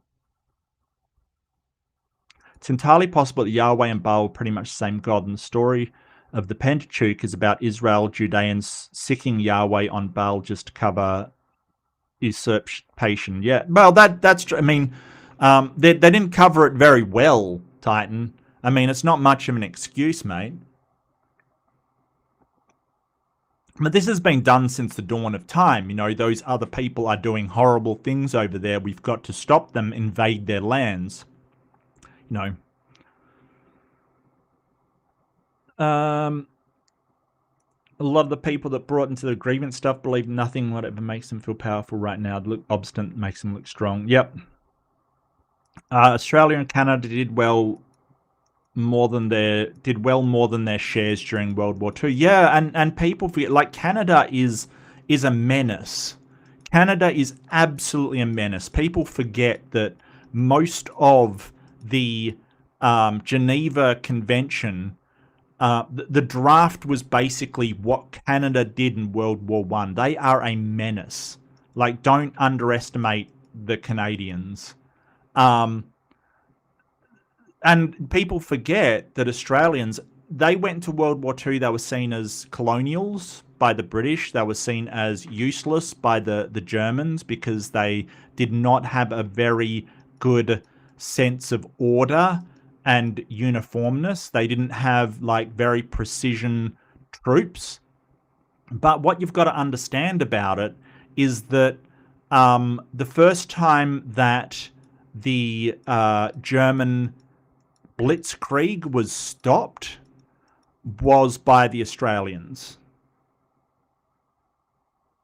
The first time that Rommel lost was when the Australians were involved. We were the first people to stop Rommel, and the first people to stop the African Corps. And you can look that up. Don't take my word for it. Look it up. It was at a place called Tobruk, where the Germans basically were stopped by the Australians and New Zealanders, of course. Let's not forget the Kiwis. Absolutely stopped by the Anzacs. The first time Rommel had been stopped. On the Kokoda Trail, the Australians were the first people to stop the Japanese from pushing as well. Mostly because we're bloody stubborn. Just stubborn. No, look, Tobruk was the best example of We're not surrounded. We're just in a target-rich environment. Like it just insane stuff happened. Yeah, burn the White House to the ground. Don't fuck with it. Yeah, no, don't. The Canadians, they seem polite. It's just a cover for if you actually screw with them, they will do horrible things to you. Don't make no mistake. There's nothing more dangerous than a polite, like there's nothing more dangerous than a good man. And this is out of a Terry Pratchett book, and he's absolutely right. A bad man will tell you how much they're going to be bad to you. A good man will just do it. Like don't screw with the Canadians are a menace. Don't mess with them. Canadians fight like geese. There's a reason why they're called cobra chickens. Dang. Yeah, America didn't help us during the Great Emu War. Look, that's it. Don't give away our entire strategy. So basically, when people come attacking in Australia, we just barricade the sea. We just put up a blockade of the sea and let the emus deal with them. That's our strategy. Okay, don't tell anybody. Don't tell anybody. Yeah, I've seen emu oil. Sometimes you get it in sort of skin balm kind of thing. It's good. It's good, but freaking emus. It's not really worth the juice. Isn't worth the squeeze back. Getting it out of the emus is just rough. Just rough. Oh, look. I they don't have look secular felonist. I'm sorry, secular felonist. The Canadians don't have to burn the White House to the ground. All they have to do is wait, and the idiot in there is going to demolish it himself. Like seriously, why would you do that? He's going to tear the entire thing down eventually. No, don't you dare. You're not allowed to hassle New Zealand, Purple. We are, because they're like our little brother.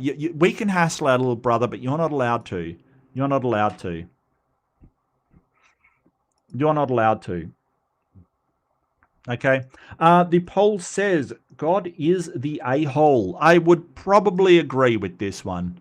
Probably agree. We would probably agree that, yeah, sort of sending in a famine to kill a whole bunch of people while saving one to let them live in comfort while other people suffer is probably not the best thing to do. And then, sort of use people's destitute nature to make them into what amounts to bond servants like, why? What? The Pharaoh needs a FEMA, quite frankly. Needs a FEMA. Needs an emergency response system. Because it behooves the government to save your people when they're in trouble. Because if you don't, the people being in crap, nobody is in this society that is not going to be affected. It's not good. Anyway, let's move on to the next one, Genesis 48. We'll get through this. That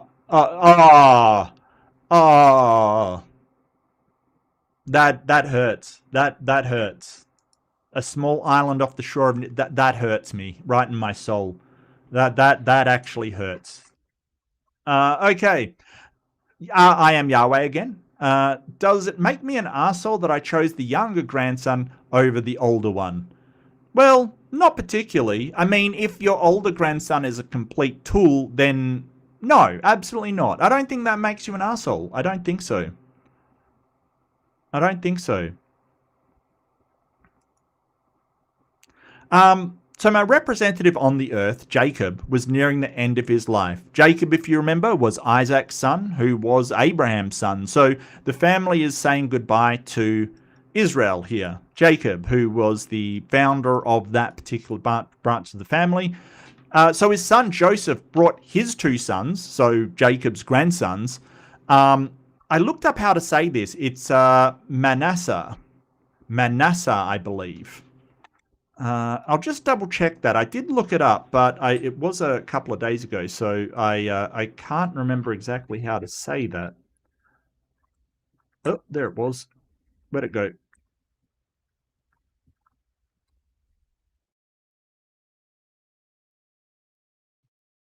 Manasseh. Yep, that's right. So it's pronounced Manasseh.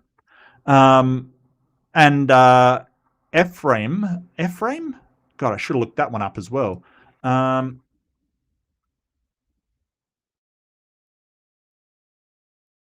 Ephraim. Yes, Ephraim. Okay, I mean, need to put a bit more oomph into the im. Ephraim. So he brought his two sons, Manasseh and Ephraim, to receive a blessing. These boys have been born and raised in Egypt, far from the land I'd promised to Abraham. So, yep, that promise is still ongoing. He did promise that Jacob would be returned to the lands of his ancestors. Bet he didn't think he'd be dead when it happened, but hey, it still counts, right? Right, that still counts. Yet they're about to become fully accepted into Jacob's family as they were related by blood. Yes, and in multiple different ways, considering how inbred the family was. I had already worked through generations where the younger child received precedence over the elder. This happened with Isaac instead of Ishmael. It also happened with Jacob instead of Esau. This was a pattern I could break, and now I had a chance to do things differently. But I didn't. Nope. We haven't learnt a damn thing. Okay, so the convention, the social convention and tradition says that the older son has the greater blessing, receives greater stuff. Now, I'm not here to make a social commentary on whether ancient Canaanite inheritance laws are just or right or wrong. It's not really something that I will comment on, right? But we know that the stories of Isaac getting the greater blessing from Abraham instead of Ishmael, and Jacob basically stealing Esau's inheritance, caused massive problems for the family, people, wives, sons, all kinds of people, right? Like, it always caused issues. Even in a certain way, the last generation with Joseph, right, basically being a favored child over his siblings led to him being sold into slavery. So this sort of sibling rivalry keeping on happening is a constant theme through these stories. And instead of breaking the cycle, it just keeps happening. Like, it's just this never-ending thing that just keeps happening. These people haven't learned a damn thing. Or God hasn't learned a damn thing. Yahweh hasn't learned a damn thing because he keeps doing it. It's wild. Like, why can't you just say, hey, we're going to follow the social command, or, you will receive equal blessings. Like, people cannot be this ignorant that sibling rivalry keeps on happening. It's wild. Jacob deliberately adopted Joseph's sons through the family, giving Joseph a double inheritance through them. Then, as Jacob made a blessing, Joseph carefully positioned Manasseh, the older son, at Jacob's right hand, where the greater blessing traditionally belonged. Ephraim, the younger, stood at Jacob's left. Psych! Jacob's got a trick up his sleeves, and it's not the old sister wife trick. However, Jacob crossed his hands, his right hand rested on Ephraim, the younger of the sons. Joseph immediately assumed it was a mistake and that Jacob, being old and nearly blind, had erred. He tried to correct him, moving his father's hand towards Manasseh, but Jacob refused. Look, that's okay. That's okay. I don't mind people correcting my pronunciation. I pronounce things wrong sometimes because I'm Australian. Sometimes it's because I definitely read a lot more than speak to people. So you will notice pronunciation errors being made by people that read a lot because they don't hear it being spoken. Like, I don't listen to a lot of lectures. I read a lot. So, but That's okay. I don't mind being corrected. It's all good. It's just people have tried to correct my accent, and I don't think that's entirely necessary. I think it's fine. But hey, pronunciation of Middle Eastern names, I'm all good with it. That's fine. So Jacob said that Manasseh would indeed become great, but Ephraim would become greater, elevating the younger child over the older child. Every single time I had allowed this to happen in the past, a great deal of resentment, hostility, and family dysfunction had happened, but I allowed this to happen. Again. Yet again. I mean, is this a explanation of why sibling rivalry exists? That's what I wonder. You know, about your username. Yeah, no, that's just because I'm tired and I'm stumbling over my words. That's not anything to do with my accent, mate. Trust me. We have felines over here. I should know how they're pronounced. It's fine. But yeah, this keeps happening. And I think it is maybe a mythological way to say, why do brothers fight and why is there a sibling rivalry? I mean, there was with my brother when I was growing up kind of thing. Like you have this sort of, oh, my brother, he's sort of the other kid that you kind of have this rivalry with. I think that my brother and I eventually came to understand that we were two different people each with our strengths and weaknesses, and that's okay. That's totally fine. My brother's personality was more like my father's, my personality was more like my mother's, and that's okay. Just because my brother was more into sport and physical things and I was more into reading and computers and stuff, that doesn't make one better or lesser than the other. We're just different people. And I think that's part of growing up. But I think this sort of may be just brothers fight among themselves because, blessings are given to the younger one. I don't know. It's weird. It's weird. People keep asking why. People ask why I keep disrupting ordinary expectations of inheritance and status when I know that the resentment built up from doing this causes strife. Yeah, and three times it's happened now. He should know that it causes strife, but apparently Yahweh's fine with that. Others have asked if the tradition of giving the greater blessing to the older child is such a problem, why allow the people of Canaan to uphold it as a law?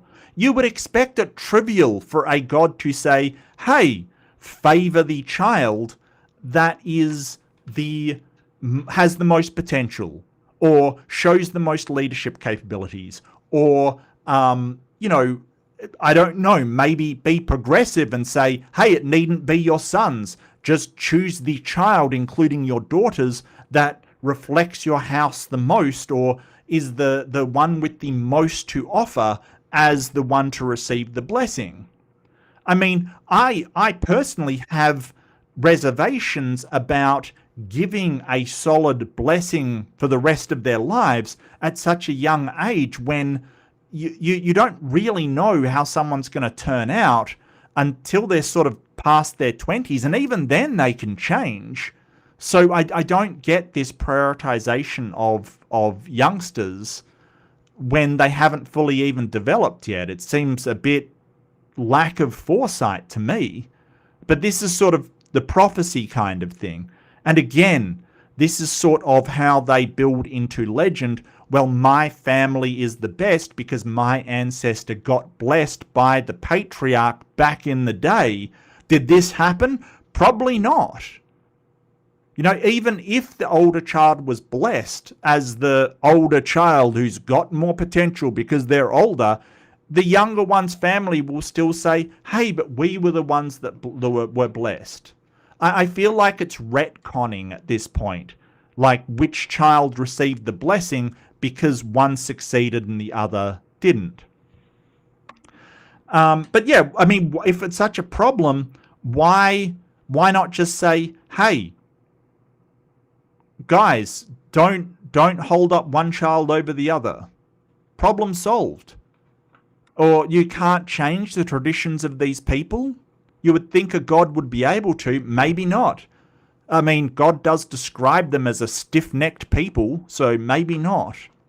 I don't know. Jacob was obviously not acting randomly and had made a prophecy about the success of the younger child above the older, again pushing the children into civil rivalry and hostile actions. I could have told Jacob to bless each child equally or treat both with dignity, even though one was destined to be greater, but I did not. I did not. Look, you know, we don't know for sure that this pushed the children into sibling rivalry. The Bible essentially does not really go into the lives of Ephraim and the older one, Manasseh. But, you know, we know that it's going to cause some friction, right? It always does. A lot of the time, parents will sort of go, well, I don't have a favorite child, even if they do, just because it builds up that sibling rivalry. It's not a great thing to do. I think that, I think that my parents were good for sort of saying, hey, we don't have a favorite child. We love you each for your individual differences and things that you are good at. And I do like that. Jacob was obviously not... Yeah, okay, I went through that. Lastly, Jacob reminded Joseph that although they were in Egypt, I would one day bring their descendants back to the land promised to Abraham and Isaac. Even in his final days, Jacob saw Egypt as temporary, which is kind of insulting given all that Egypt did for Joseph and his family. Yeah... I did not, however, correct him or encourage him to accept Egypt and let tribalism run rampant, really causing problems in the following years. Yeah, and we'll get onto that when we... Manasseh? I think it's Manasseh. Manasseh. Yeah, it's Manasseh. Again, you know, Egypt... Not only did Egypt elevate Joseph, which... You know, obviously there were some people in Egypt that treated Joseph wrong, imprisoned him on false charges and things like that.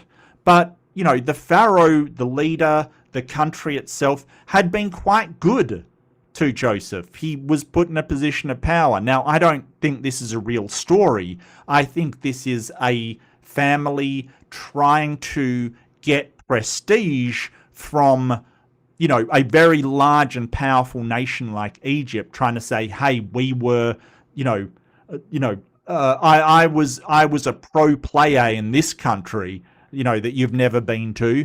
Like, trust me, bro, I was the Pharaoh's right-hand man. That's how good my family is. That's what I think this is, personally. That's how it comes across to me. But, you know, if you take the story as true, Egypt has been quite good to the family. They've given them the lands of Goshen. They've basically made them able to survive a famine. Every time they've come to, like, their ancestors have come to Egypt, Egypt's actually treated them quite well, even though they're like, whoa, my wife will be kidnapped by the Egyptians and taken from me. Tell them you're my sister. Even though they've treated Egypt pretty damn badly, Egypt through all of this has treated them pretty well. So I don't know why, you know, just except for a sort of almost racist kind of tribalism, why Jacob is like, no, I can't bear to be buried in Egypt. I mean, I understand you want to be buried in the lands of your ancestors, but they really are down on Egypt, and I don't know why. At this point, anyway. And tribalism will be a massive problem coming up in Exodus, as you could well imagine. But Yahweh asks, was I the arsehole for again encouraging family strife by providing a blessing that flouted traditions and social conventions? And I would say yes. Yahweh should have learned by now that giving a huge blessing to one child, the younger, while ignoring the older, causes problems. May not be instant, it may be ongoing, but 3 times now this sibling rivalry has caused problems, and it appears that Yahweh just doesn't get it. Just does not get it. Either that or Yahweh wants this family strife, which then brings up some real questions of, why can the only way Yahweh achieve his goals is by absolutely decimating family cohesion and any sense of love between, like, why is that the only way? It's a bit weird. Was Yahweh right for blessing the younger son over the elder?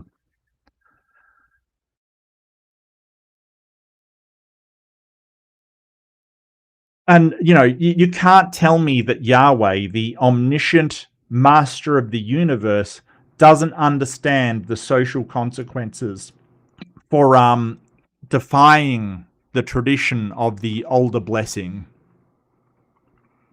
I'll just get this poll set up for you. Feel free to vote as you wish.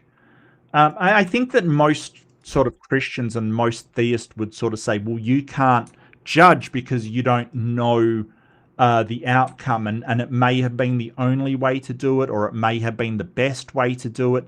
I kind of reject that, as if this kind of manipulation of sibling rivalry is the only way God can get his outcome, then you're really restricting a God to not being omnipotent. It really is restricting him if that's the only way he can carry something out. It's not a great way to do it. It's not a great way to do it. They squeeze the emus? Damn right. Whenever we can, mate. Whenever we can. I believe that they kind of secrete an oil. Like, it's kind of like birds that are waterfowl. They secrete an oil onto their feathers so they don't get waterlogged.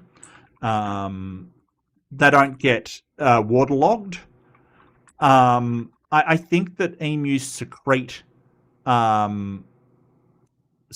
it as well. I'm not 100% sure, to be honest with you. Let's see. No, it's apparently a layer of fat in the emu. Okay, that's actually pretty bad. That's pretty bad. Oh, Peter doesn't like it. Okay, no, apparently Peter has determined it bad. Look, I totally get that Peter hates culling and the killing of animals kind of thing. I totally get it, but if Australia did not do that, all our crops would be destroyed. The emus are out of control. The kangaroos are out of control. It's just one of those things. Now, the kangaroos may be out of control because dingoes were sort of, humans sort of limited the amount of dingoes. But, yeah, I get you. We do have to grow crops and food and things like that. So, yeah. And plus, it's not like it goes to waste. Emu meat, room meat is used in pet food and things like that. So, the great circle of life. Emu, use the whole buffalo. That's all I can say. And, there are endangered animals that would certainly suffer if those emus and kangaroos were just let rove willy-nilly all across the country. Sorry. The clown in the White House will renovate it with unqualified. Yeah, so this is the thing about the reflecting pool, right? Like, it's absolutely been destroyed by that idiot using just his mates. Like, we talk about this kind of thing as, nepotism. We were talking about nepotism earlier. Holy crap. Wow. I did offer to the sane Americans that Canada would wreck the ballroom and arch for them. Is the arch even being done? I mean, I don't understand how... Yeah. Yeah. They'll collapse on their own with cost-cutting embezzlement. Yeah, absolutely. Absolutely. No, I get you, secular felinist. Ugh, I get you. It's, but I saw this thing by Mike Johnson, the Speaker of the House, sitting there going, if the Democrats get in, they're going to go after all of us. They're going to do all of these investigations. It's like, investigations should be done. This doesn't pass the smell test. The investigations should be done. Like, this is wild that the Speaker of the House is brazen enough to stand up and say, hey, you got to support me because I'm protecting you against the investigations that they want to do. Like, I think enough people have seen enough corruption that an investigation should be done. It's wild. About username, yeah. I do apologize, though. I do apologize. I should be able to pronounce it, and I can't. I am very tired. I do apologize. Nerd! Yeah, man. I will embrace it. I will embrace it. I'm a complete dag. Dag is our word for a nerdy guy or a dorky guy kind of thing. If you're a complete dag, it's kind of like you're cringe. Like you're kind of cringe and nerdy, and so that's a word in Australia.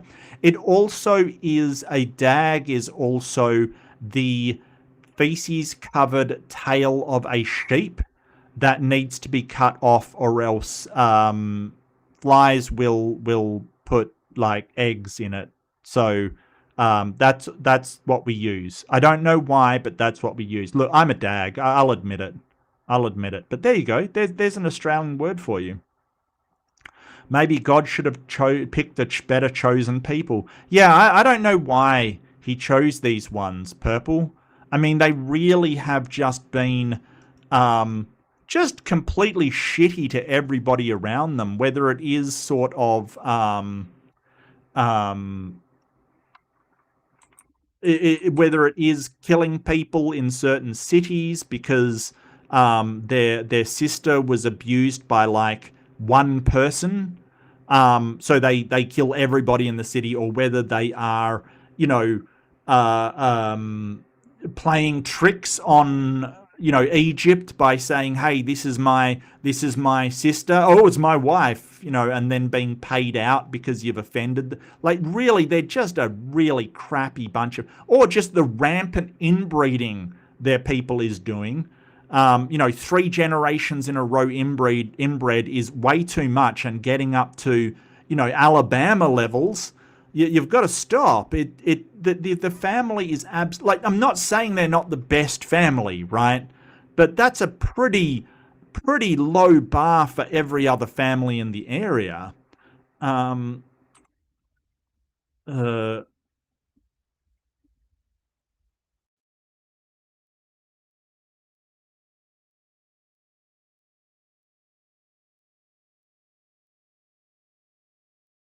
Yeah, and so this is a weird passage, but yeah, the chosen people, I don't know why.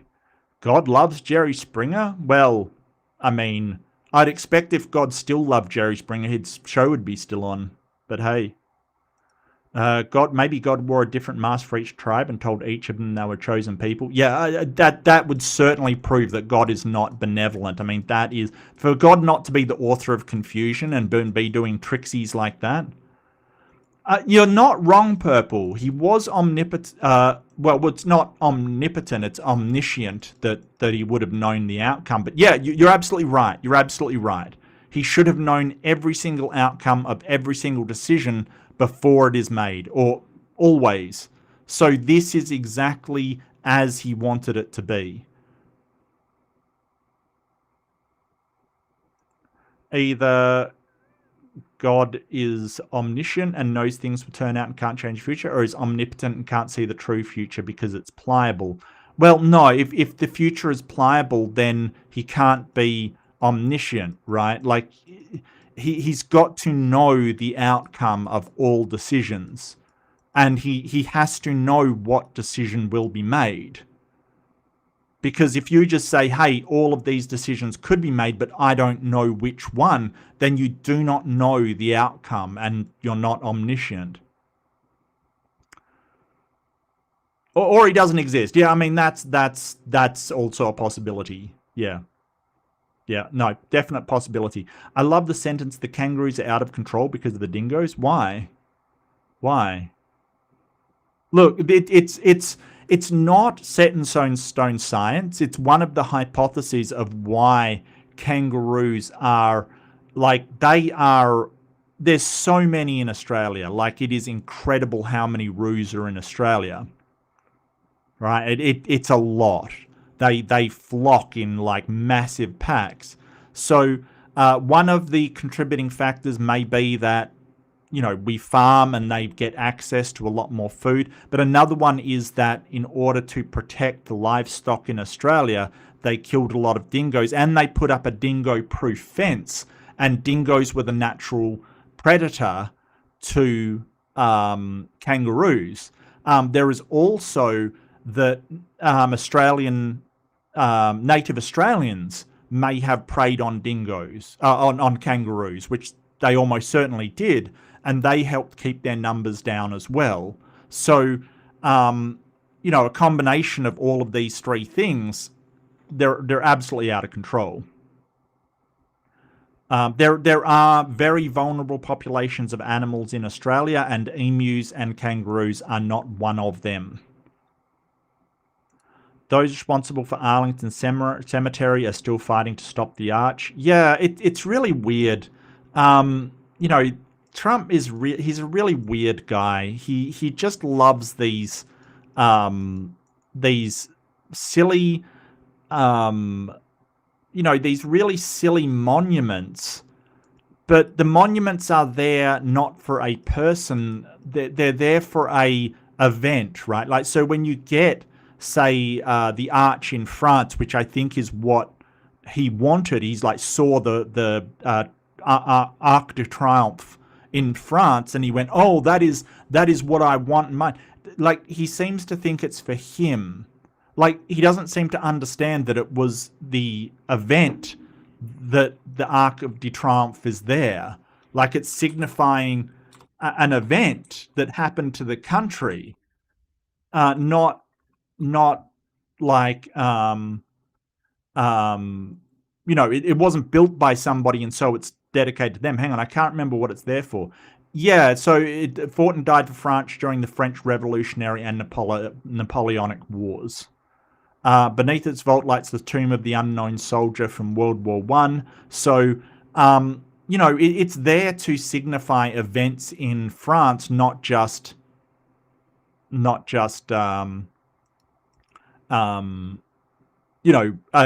guy just decided to put it there. It's there for a reason, and that reason, I'm sorry, but America has no reason for any of this stuff. It just is, him trying to glorify himself when the monuments of other countries are generally trying to memorialize the people who have gone through certain events, and it's therefore the events, not so much the people. It's there to remember. It's a lot of the monuments in Australia is there to remember the event and the people that died in them, but more the event. Lest we forget means sort of lest we forget what happens when a authoritarian, fascist country rises up and attacks all others. Let's not forget that and what they did and the people that fought and died to make sure that that regime would not take over the world, which they were very much trying to do. Roux burgers and meat pies. I've had roux. Not a lot of people eat it. It's very tough. It is funny, though, that we're the only country to eat the animals on our coat of arms. Except maybe doesn't Wales have a unicorn on its coat of arms? I don't know if they eat unicorns. It was not the dingoes. It was the echidnas. Yeah, echidnas are pretty vulnerable. Echidnas get the camera. Yeah. until the cats were brought in. Yeah, cats aren't doing anything to a kangaroo, but it's lovely that you think that. Look, did you know that echidnas have like 4 tips to their penises? Pretty wild, right? Echidnas are pretty insane. And one of the only remaining monotremes. I don't love the animal population issue, just the kangaroo sends itself out of context. Yeah, well, I mean, I guess I feel like the same when you're like you know, um, the moose and bears are, really weird, and it's like, lol, what? There's bears running around? Maybe kangaroos and Australians should have a boxing match to decide who gets to be in charge. It will be alternate every 20 years, see? Yeah, that's a good idea. People have taught kangaroos to box. It's yeah, just the tip, baby. Absolutely. Yeah, so that is your opinions on the thing. I get that people are more interested in talking about other things, which is fine, which is fine. I just think that this is another case of Yahweh making the same mistakes that he knows is going to happen after going through them previously. I don't, and this really does smack of sort of legend building of a tribe, right? So we've got this legends going down from Isaac. Oh, I got the blessing from Abraham, to Jacob. Oh, I got the blessing from Esau, to then his sons again. Like, just sort of saying, hey, my descendants are the ones that are chosen, not yours. And it seems to be a pattern all the way down from sort of, ancient times, Abraham, or even higher, like Cain and Abel kind of thing. Cain saying that he got a protection from God because he killed his brother kind of thing, and then settled down in a city. This sort of, well, my branch of the family tree is the one favored, is the one that seems to be, that's a common story in these times. Yeah. Look, the Eagles are endangered, Purple. No, absolutely not. So yeah, but God, a bit of an asshole for doing this, a bit of an asshole for not telling Jacob, hey, both your sons want your love. Like, God, at this point, Yahweh must know that a lot of this family strife is caused by the father not showing a lot of affection towards both sons equally. Like, he's got to know by now. I mean, a first year student of psychology could tell you that sort of asymmetrical parenting, where one child is vastly favored over another, will build up resentment within a family. I mean, anybody could tell you that, right? But for some reason, either God A wants it, or he doesn't understand it, which is kind of a problem. Yeah, unfortunately. Wales has a dragon on their flag. Yeah, but coat of arms is different. I think it's Wales. It might be Ireland. Yeah, they have a lion and a unicorn, I believe. Or the Prince of Wales does. Yes, so Wales does on their coat of arms.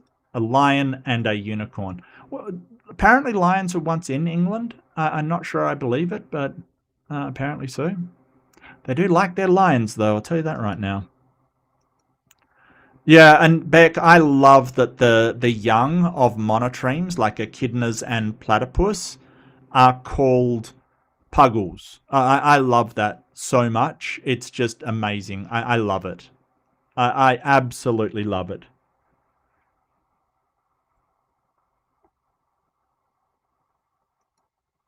Yeah, and goannas are assholes. God may be an asshole, but we know goannas are. They're a very, very big lizard. Very, very, very big. Can be very, very obnoxious sometimes. Yeah. Yeah, you don't use dragons for food. They're sentient. You don't use dragons for food. You steal their treasure. Okay? Every hobbit knows that. Come on now. Come on. Every hobbit knows you steal their treasure. You steal their Arkenstone. But that brings us to the end of Is God the Arsehole? Again, we've decided yes. God doesn't seem to understand fairly basic things. God doesn't seem to know what anybody's doing or the outcomes of anything in this book. It's a very weird book. It's very strange. So we'll have the last 2 chapters of Genesis. Yes, it's almost over. Genesis, incredibly long book of the Bible. We're into Exodus, where it does not get much better for judging Yahweh. And yes, this is my channel. I can judge who I want, even if that person is an imaginary character from a book. So I will judge Yahweh. I could judge Sauron if I wanted to. Hell, I could judge Brutus from Popeye. I could judge who else is a really bad villain? I could judge Thanos if I want. Like, this is my channel. I will judge who I want, but I'm not going to judge you, because be kind to yourself. Please be kind to yourself. I've had a really rough sleeping thing. I've sort of changed some medication, lowered some medication. So I've had a rough sleeping schedule. So I do apologize. I've been a bit flat this session. I'm definitely very tired, but pressing on through, we got through it.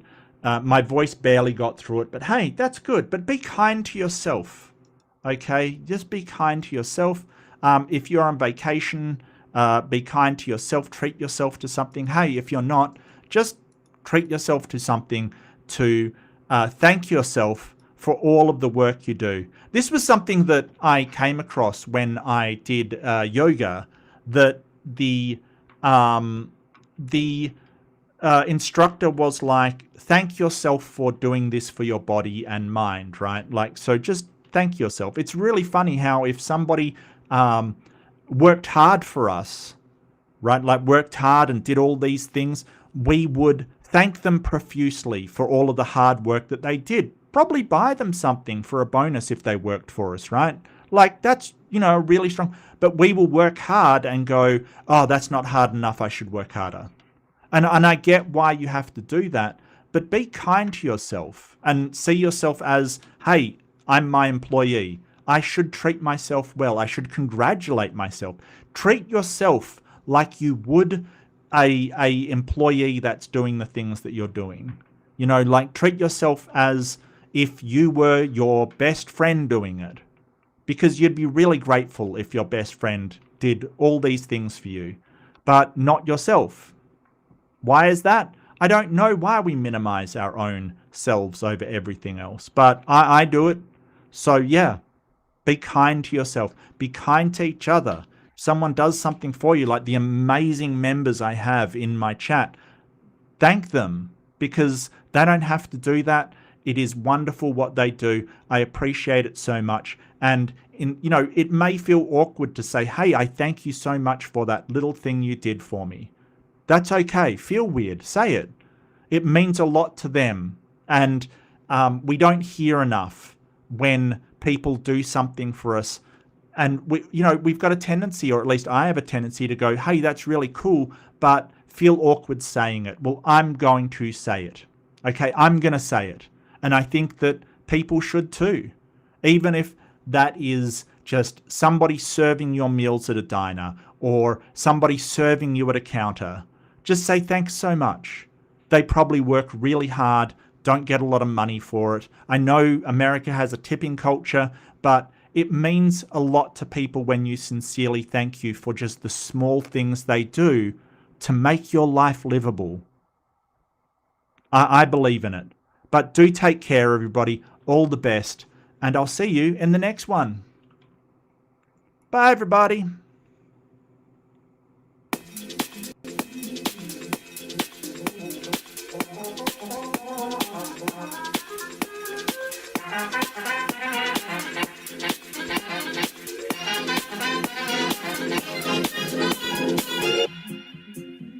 To what new horizons can we look now? Where are tomorrow's opportunities? frontiers of the future are not on any map. But now, what's ahead of us?